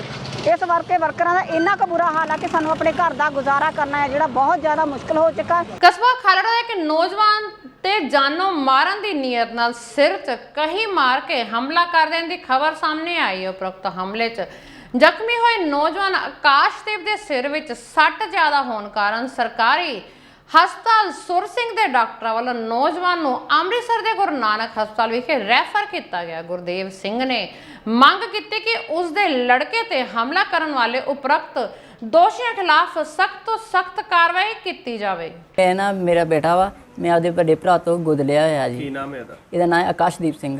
ਕੀ ਗੱਲਬਾਤ ਹੋਈ, ਇਹਨੂੰ ਸੱਟ ਕਿਸ ਤਰ੍ਹਾਂ ਲੱਗੀ? ਗੱਲਬਾਤ ਹੋਈ ਜੀ, ਮੈਂ ਬਾਹਰੋਂ ਅਖਬਾਰ ਵੰਡ ਕੇ ਆ ਰਿਹਾ ਸਾਂ ਤੇ ਮੈਂ ਇਹਨੂੰ ਫੋਨ ਕੀਤਾ ਵੀ ਇਹ ਚੱਕੀ ਤੇ ਆ ਜਾ, ਆਟਾ ਚੁੱਕ ਕੇ ਲੈ ਜਾ।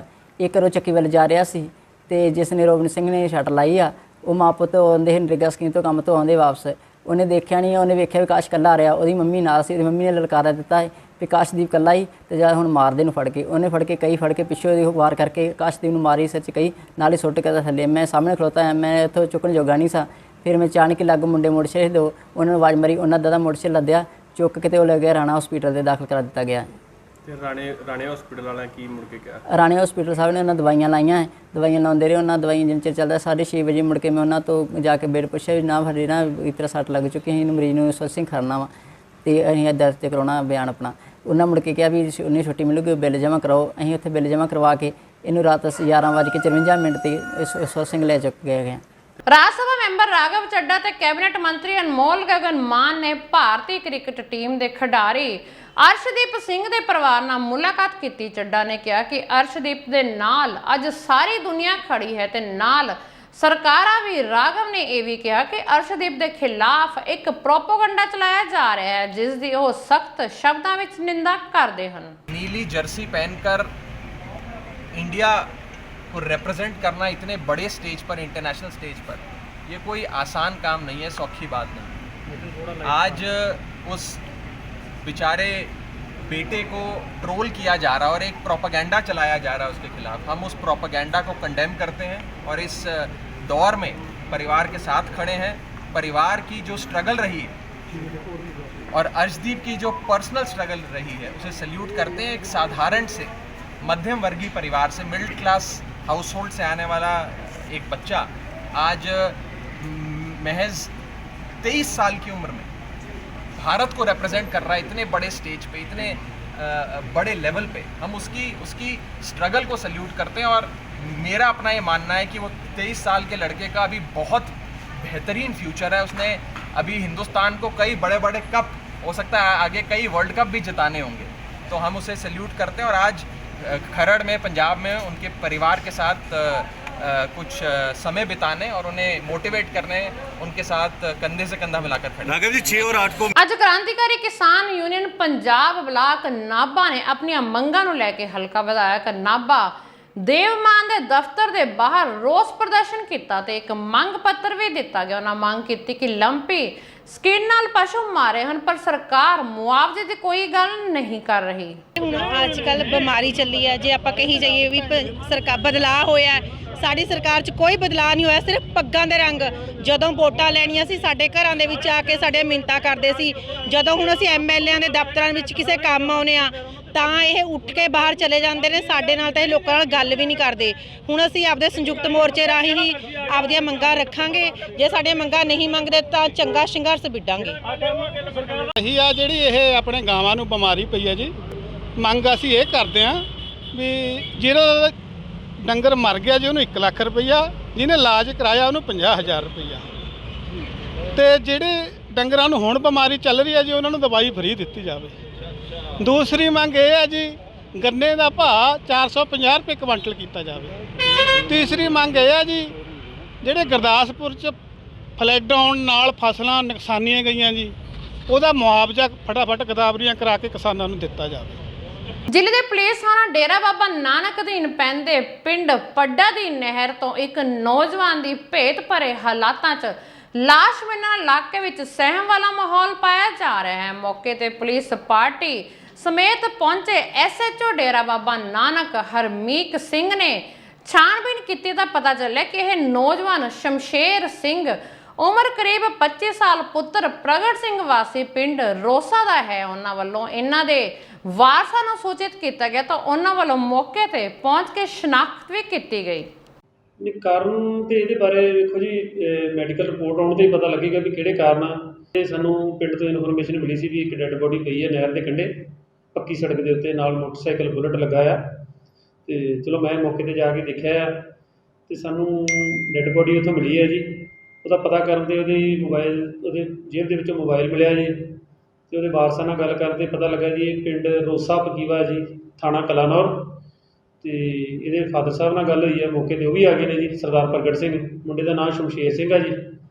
ਤੇ ਆ ਕੇ ਡੈੱਡ ਬੋਡੀ ਆਪਾਂ ਲੈਂਦੀ ਹੈ ਜੀ ਤੇ 174 ਦੀ ਕਾਰਵਾਈ ਆਪਾਂ ਕਰ ਰਹੇ ਹਾਂ। ਅੱਜ ਪੰਜਾਬ ਦੇ ਏਡੀਪੀ ਚ ਲਾਅ ਐਂਡ ਆਰਡਰ ਅਰਪਿਤ ਸ਼ੁਕਲਾ ਵੱਲੋਂ ਅੰਮ੍ਰਿਤਸਰ ਦੇ ਧਾਰਮਿਕ ਸਥਾਨਾਂ ਅੰਮ੍ਰਿਤਸਰ ਸ਼ਹਿਰ ਦੇ ਵੱਖ-ਵੱਖ ਚੌਂਕਾਂ ਦੀ ਨਾਕਾਬੰਦੀ ਅਤੇ ਚੈਕਿੰਗ ਕੀਤੀ ਗਈ। ਇਸ ਮੌਕੇ ਮੀਡੀਆ ਨਾਲ ਗੱਲਬਾਤ ਕਰਦੇ ਹੋਏ ਏਡੀਜੀਪੀ ਅਰਪਿਤ ਸ਼ੁਕਲਾ ਨੇ ਕਿਹਾ ਕਿ ਪੰਜਾਬ ਪੁਲਿਸ ਦੇ ਡੀਜੀਪੀ ਗੌਰਵ ਜ਼ਿਆਦਾ ਦੇ ਦਿਸ਼ਾ ਨਿਰਦੇਸ਼ ਪੰਜਾਬ ਪੁਲਿਸ ਵਿੱਚ ਆਲਾ ਅਧਿਕਾਰੀਆਂ ਵੱਲੋਂ ਪੰਜਾਬ ਭਰ ਵਿੱਚ ਵੱਖ-ਵੱਖ ਤਰ੍ਹਾਂ ਦੇ ਆਪਰੇਸ਼ਨ ਚਲਾਏ ਜਾ ਰਹੇ ਹਨ, ਜਿਸ ਦੇ ਚੱਲਦੇ ਅੱਜ ਪੰਜਾਬ ਭਰ ਵਿੱਚ ਰਾਤ ਨੂੰ ਧਾਰਮਿਕ ਸਥਾਨਾਂ ਅਤੇ ਸ਼ਹਿਰ ਦੇ ਵੱਖ-ਵੱਖ ਚੌਂਕਾਂ 'ਚ ਕੀਤੀ ਗਈ ਨਾਕਾਬੰਦੀਆਂ ਦੀ ਚੈਕਿੰਗ ਕੀਤੀ ਜਾ ਰਹੀ ਹੈ।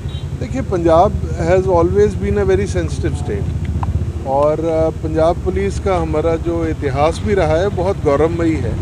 हमने टेररिज्म के ज़माने में, उसके बाद ड्रग्स के ख़िलाफ़, गैंगस्टर्स के ख़िलाफ़ बहुत अच्छा एक्शन किया है। बट ये कुछ ताकतें ऐसी होती हैं जो निरंतर कोशिश में रहती हैं कि कुछ डिस्टर्बेंस की जाए। So we are fully prepared and ये तो सिर्फ ਜਿਹੜੇ ਪਿਛਲੇ ਦਿਨੀ ਕੁਝ ਘਟਨਾਕ੍ਰਮ ਹੋਏ ਆ, ਅਸੀਂ ਆਪਣੀ ਜਿਹੜੀ ਪੁਲਿਸਿੰਗ ਹੈ ਉਸ ਨੂੰ ਸਟੈਪ ਅਪ ਕੀਤਾ ਔਰ ਸੀਪੀ ਸਾਹਿਬ ਦੇ ਸੁਪਰਵਿਜ਼ਨ ਦੇ ਵਿੱਚ ਅੰਮ੍ਰਿਤਸਰ ਪੁਲਿਸ ਅੱਛਾ ਕੰਮ ਕਰ ਰਹੀ ਹੈ। ਮੈਂ ਤਾਂ ਵੈਸੇ ਹੀ ਰਾਤ ਦੀ ਡਿਪਲੋਇਮੈਂਟ, ਜਨਰਲ ਡਿਪਲੋਇਮੈਂਟ ਚੈੱਕ ਕਰਨ ਲਈ ਆਇਆ ਸੀ। ਲੋਹਾ ਨਗਰੀ ਮੰਡੀ ਗੋਬਿੰਦਗੜ੍ਹ ਦੇ ਕੁੰਬੜਾ ਵਿਖੇ ਸਥਿਤ ਇੱਕ ਫਰਨੈਸ ਦੀ ਭੱਠੀ ਆਏ ਉਬਾਲ ਕਰਨ ਹੋਏ ਹਾਦਸੇ ਵਿੱਚ ਅੱਧੀ ਦਰਜਨ ਮਜ਼ਦੂਰਾਂ ਦੇ ਝੁਲਸੇ ਜਾਣ ਦੀ ਜਾਣਕਾਰੀ ਮਿਲੀ ਹੈ। ਹਾਦਸਾ ਉਸ ਸਮੇਂ ਹੋਇਆ ਜਦੋਂ ਭੱਠੀ ਵਿੱਚ ਪਿਘਲਣ ਦਾ ਕੰਮ ਚੱਲ ਰਿਹਾ ਸੀ। ਬਹਰਹਾਲ ਜ਼ਖਮੀਆਂ ਨੂੰ ਹਸਪਤਾਲ ਵਿੱਚ ਭਰਤੀ ਕਰਵਾ ਦਿੱਤਾ ਗਿਆ ਹੈ। ਪਤਾ ਲੱਗਿਆ ਸੀ ਇੱਥੇ ਫਰਨੈਸ 'ਚ ਤਕਰੀਬਨ 5 ਤੋਂ 6 ਬੰਦੇ ਜਿਹੜੇ ਇੰਜਰਡ ਹੋਏ ਆ, ਉਹ ਅਸੀਂ ਮੌਕਾ ਦੇਖਣ ਆਏ ਹਾਂ। ਜਿਹੜੇ ਇੰਜਰਡ ਬੰਦੇ ਉਹਨਾਂ ਸੰਬੰਧੀ ਹਾਲੇ ਸਾਡੇ ਕੋਲ ਇਨਫੋਰਮੇਸ਼ਨ ਨਹੀਂ ਆਈ ਹੈ ਹਸਪੀਟਲ 'ਚੋਂ। ਇੱਕ ਵਾਰ ਉਹਨਾਂ ਦੀ ਸਟੇਟਮੈਂਟ ਰਿਕਾਰਡ ਕਰਕੇ ਜਦੋਂ ਉਹ ਦੱਸਣਗੇ ਤੇ ਉਸ ਅਕੋਰਡਿੰਗ ਮੈਟਰ ਨੂੰ ਇਨਵੈਸਟੀਗੇਟ ਕਰਾਂਗੇ ਕਿ ਹਾਦਸਾ ਕਿੱਦਾਂ। ਅਬੋਹਰ ਵਿੱਚ ਸੀਵਰੇਜ ਦਾ ਕੰਮ ਕਰ ਰਹੇ ਮਜ਼ਦੂਰਾਂ ਅਤੇ ਕੁਝ ਮੁਹੱਲਾ ਵਾਸੀਆਂ ਵਿਚਾਲੇ ਹੋਏ ਵਿਵਾਦ ਵਿੱਚ ਇੱਕ ਔਰਤ ਸਮੇਤ 5 ਜ਼ਖਮੀ ਹੋ ਗਏ। ਦਰਅਸਲ ਇਹ ਲੜਾਈ ਸੀਵਰੇਜ ਲਾਈਨ ਵਿੱਚ ਕੰਮ ਦੇ ਸਮਾਨ ਵਿੱਚ ਲੱਗੇ ਮਾੜੇ ਸਮਾਨ ਨੂੰ ਲੈ ਕੇ ਹੋਈ ਸੀ। ਬਹਰਹਾਲ ਪੁਲਿਸ ਇਸ ਮਾਮਲੇ ਦੀ ਜਾਂਚ ਕਰ ਰਹੀ ਹੈ। ਭਾਈ ਨਾਂ ਰਾਜੇਸ਼ਾਮ ਹੈਗਾ ਜੀ, ਰਹਿਣ ਵਾਲਾ ਵਰਿਆਮ ਨਗਰ ਸੁਭਾਸ਼ ਨਗਰ ਦੇ ਦੇਣੇ। ਡੈਡੀ ਦਾ ਨਾਂ ਚਰਨਦਾਸ ਸੀ। ਗਲੀ ਦੇ ਵਿੱਚ ਸੀਵਰ ਲਾਈਨ ਪਾਉਂਦੇ ਪਈ ਸੀ ਤੇ ਮੈਂ ਉੱਥੇ ਬੈਠਾ ਹੋਇਆ ਸੀ ਤੇ ਘਰ ਦੇ ਮੇਰੀ ਅੰਦਰ ਸੀ। ਇਹ ਕਹਿੰਦੇ ਨੇ ਕਿ ਮੈਂ ਕਿਹਾ ਤੁਸੀਂ ਸੁੱਕੀ ਇੱਟਾਂ ਲਾਈ ਜਾਂਦੇ ਹੋ, ਕੋਈ ਮਸਾਲਾ ਵੀ ਤੇਜ਼ ਨਹੀਂ ਲਾਉਂਦੇ ਪਏ। ਮੈਂ ਕਿਹਾ ਤੁਹਾਨੂੰ ਸਰਕਾਰ ਪੈਸੇ ਦਿੰਦੀ ਪਈ ਹੈ ਤੇ ਤੁਸੀਂ ਮਟੀਰੀਅਲ ਤਾਂ ਸਹੀ ਲਾਓ, ਤੁਸੀਂ ਤਾਂ ਬਣਾ ਕੇ ਜਾਂਦੇ ਰਹੋਗੇ। ਰਹਿਣਾ ਤਾਂ ਅਸੀਂ ਹੈਗਾ ਇੱਥੇ। ਇਹ ਚੈਂਬਰ ਦੁਆਰੇ ਪੋਲੀ ਮਿੱਟੀ ਦੇ ਵਿੱਚ ਤੁਸੀਂ ਬਣਾਈ ਜਾਂਦੇ ਹੋ, ਇਹਦੀ ਥੋੜ੍ਹੀ ਕੁਟਾਈ ਕਰ ਦਿਓ। ਕਹਿੰਦੇ ਅਸੀਂ ਦੁਰਮਟ ਦਰਮਟ ਨਹੀਂ ਚਲਾਉਂਦੇ, ਕੰਮ ਕਰਾਉਣਾ ਤਾਂ ਕਰਾਓ, ਨਹੀਂ ਤਾਂ ਅਸੀਂ ਚੱਲੇ। ਮੈਂ ਕਿਹਾ ਤੁਸੀਂ ਛੱਡ ਕੇ ਚਲੇ ਜਾਓ। ਮੈਂ ਕਿਹਾ ਦੁਰਮਟ ਕਹਿੰਦਾ ਹੈ ਹੀ ਨਹੀਂ ਸਾਡੇ ਕੋਲ। ਮੈਂ ਕਿਹਾ ਦੁਰਮਟ ਵੀ ਲਿਆ ਦੇਣਾ ਮੈਂ। ਉਸ ਤੋਂ ਬਾਅਦ ਕਹਿੰਦੇ ਦੁਰਮਟ ਤਾਂ ਅਸੀਂ ਮਾਰਦੇ ਹੀ ਨਹੀਂ, ਜੋ ਕਰਨਾ ਤੁਸੀਂ ਕਰ ਲਓ। ਫਿਰ ਕਹਿੰਦੇ ਨੇ ਕਿ ਘਰ ਦੀ ਆਈ, ਕਹਿੰਦੇ ਤੁਸੀਂ ਐਵੇਂ ਕਿਉਂ ਬੋਲੀ ਜਾਂਦੇ ਹੋ ਮੇਰੇ ਬੰਦੇ ਨੂੰ। ਕਹਿੰਦੇ ਹੋਰ ਕਿਵੇਂ ਬੋਲਾਂਗੇ, ਕਿ ਤੈਨੂੰ ਬੋਲੀਏ ਕਿ ਉਹ ਘਰ ਦੀ ਤੇ ਗੱਲਬਾਤ ਗਾਲਾਂ ਗਲਾਜ ਕਰਨ ਲੱਗ ਗਏ। ਇਹ ਹੈਗੇ ਸੀ 12-13 ਦਿਨ ਪੂਰੀ ਲੇਬਰ ਦੀ ਲੇਬਰ। ਮੈਂ ਤੇ ਮੇਰੀ ਘਰ ਦੀ ਉੱਥੇ ਸਿਰਫ ਇਕੱਲੇ ਸੀ, ਬਾਕੀ ਗਲੀ ਦੇ ਵੀ ਕੋਈ ਇੱਕ ਅੱਧੇ ਜਵਾਕ ਹੀ ਸੀ, ਗਲੀ ਦੇ ਸਾਰੇ ਕੰਮ ਦਿੰਦੇ ਤੇ।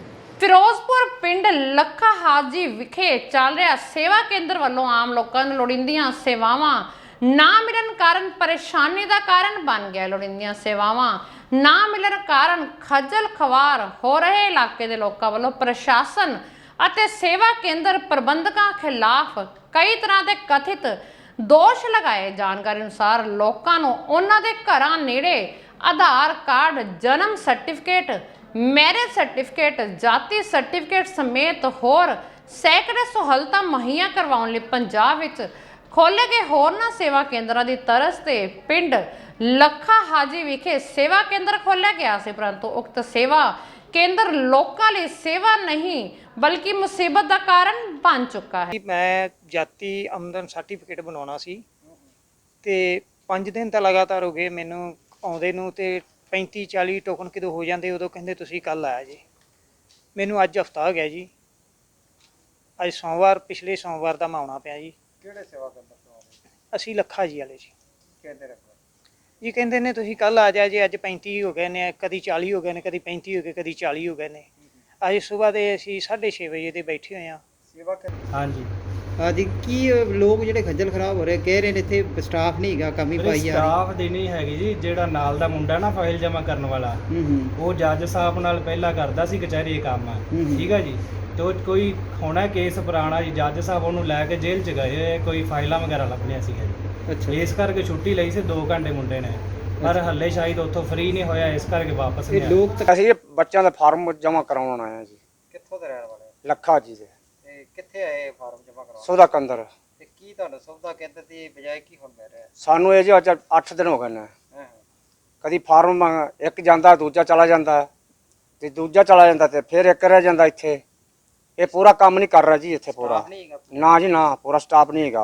ਲੁਧਿਆਣਾ ਚੰਡੀਗੜ੍ਹ ਮੁੱਖ ਸੜਕ ਤੇ ਫੋਰਟਿਸ ਹਸਪਤਾਲ ਨੇੜੇ ਹੋਏ ਇੱਕ ਭਿਆਨਕ ਸੜਕ ਹਾਦਸੇ 'ਚ 3 ਬੱਚਿਆਂ ਸਮੇਤ 5 ਦੀ ਮੌਤ ਹੋ ਚੁੱਕੀ ਹੈ। ਜਾਣਕਾਰੀ ਮੁਤਾਬਕ ਮ੍ਰਿਤਕਾਂ ਵਿੱਚ ਕਾਰ ਚਾਲਕ ਰਾਜੇਸ਼ ਕੁਮਾਰ, ਉਸ ਦੀ 5 ਸਾਲਾ ਕੁੜੀ ਜੈਸਮਿਨ ਅਤੇ ਪ੍ਰਤਾਪ ਨਗਰ ਦੇ ਰਹਿਣ ਵਾਲੇ ਰਾਜੇਸ਼ ਦੀ ਸਾਲੀ ਸੰਜਨਾ, ਉਸ ਦੀਆਂ 2 ਕੁੜੀਆਂ ਖੁਸ਼ੀ 3 ਸਾਲ ਅਤੇ ਮਾਹੀ 5 ਸਾਲ ਸ਼ਾਮਿਲ ਹਨ। ਜਾਂਚ ਅਧਿਕਾਰੀ ਦਲਬੀਰ ਸਿੰਘ ਨੇ ਦੱਸਿਆ ਕਿ ਇਹ ਸਾਰੇ ਚੰਡੀਗੜ੍ਹ ਤੋਂ ਲੁਧਿਆਣਾ ਆ ਰਹੇ ਸਨ। ਉੱਥੇ ਇਹ ਇੱਕ ਪਾਰਟੀ 'ਚ ਸ਼ਾਮਲ ਹੋ ਗਏ ਸਨ। ਅੱਜ ਤੜਕੇ 2:30 ਵਜੇ ਦੇ ਕਰੀਬ ਜਦੋਂ ਕਾਰ ਫੋਰਟਿਸ ਹਸਪਤਾਲ ਨੇੜੇ ਪਹੁੰਚੀ ਤਾਂ ਰਾਜੇਸ਼ ਦੀ ਕਾਰ ਦਾ ਸੰਤੁਲਨ ਵਿਗੜ ਗਿਆ ਤੇ ਪਹਿਲਾਂ ਕਾਰ ਡਿਵਾਈਡਰ ਨਾਲ ਟਕਰਾਈ ਅਤੇ ਉਸ ਤੋਂ ਬਾਅਦ ਸੜਕ ਤੇ ਲੱਗੇ ਖੰਭੇ ਨਾਲ ਟਕਰਾ ਗਈ, ਜਿਸ ਦੇ ਸਿੱਟੇ ਵਜੋਂ ਇਹ ਸਾਰੇ ਗੰਭੀਰ ਜ਼ਖਮੀ ਹੋ ਗਏ। ਸਾਰਿਆਂ ਨੂੰ ਹਸਪਤਾਲ ਲਿਆਂਦਾ ਗਿਆ, ਜਿੱਥੇ ਡਾਕਟਰਾਂ ਨੇ ਉਹਨਾਂ ਨੂੰ ਮ੍ਰਿਤਕ ਕਰਾਰ ਦੇ ਦਿੱਤਾ। ਸੂਚਨਾ ਮਿਲਦਿਆਂ ਹੀ ਪੁਲਿਸ ਅਧਿਕਾਰੀ ਮੌਕੇ ਤੇ ਪਹੁੰਚੇ। ਪੁਲਿਸ ਵੱਲੋਂ ਮਾਮਲੇ ਦੀ ਜਾਂਚ ਕੀਤੀ ਜਾ ਰਹੀ है।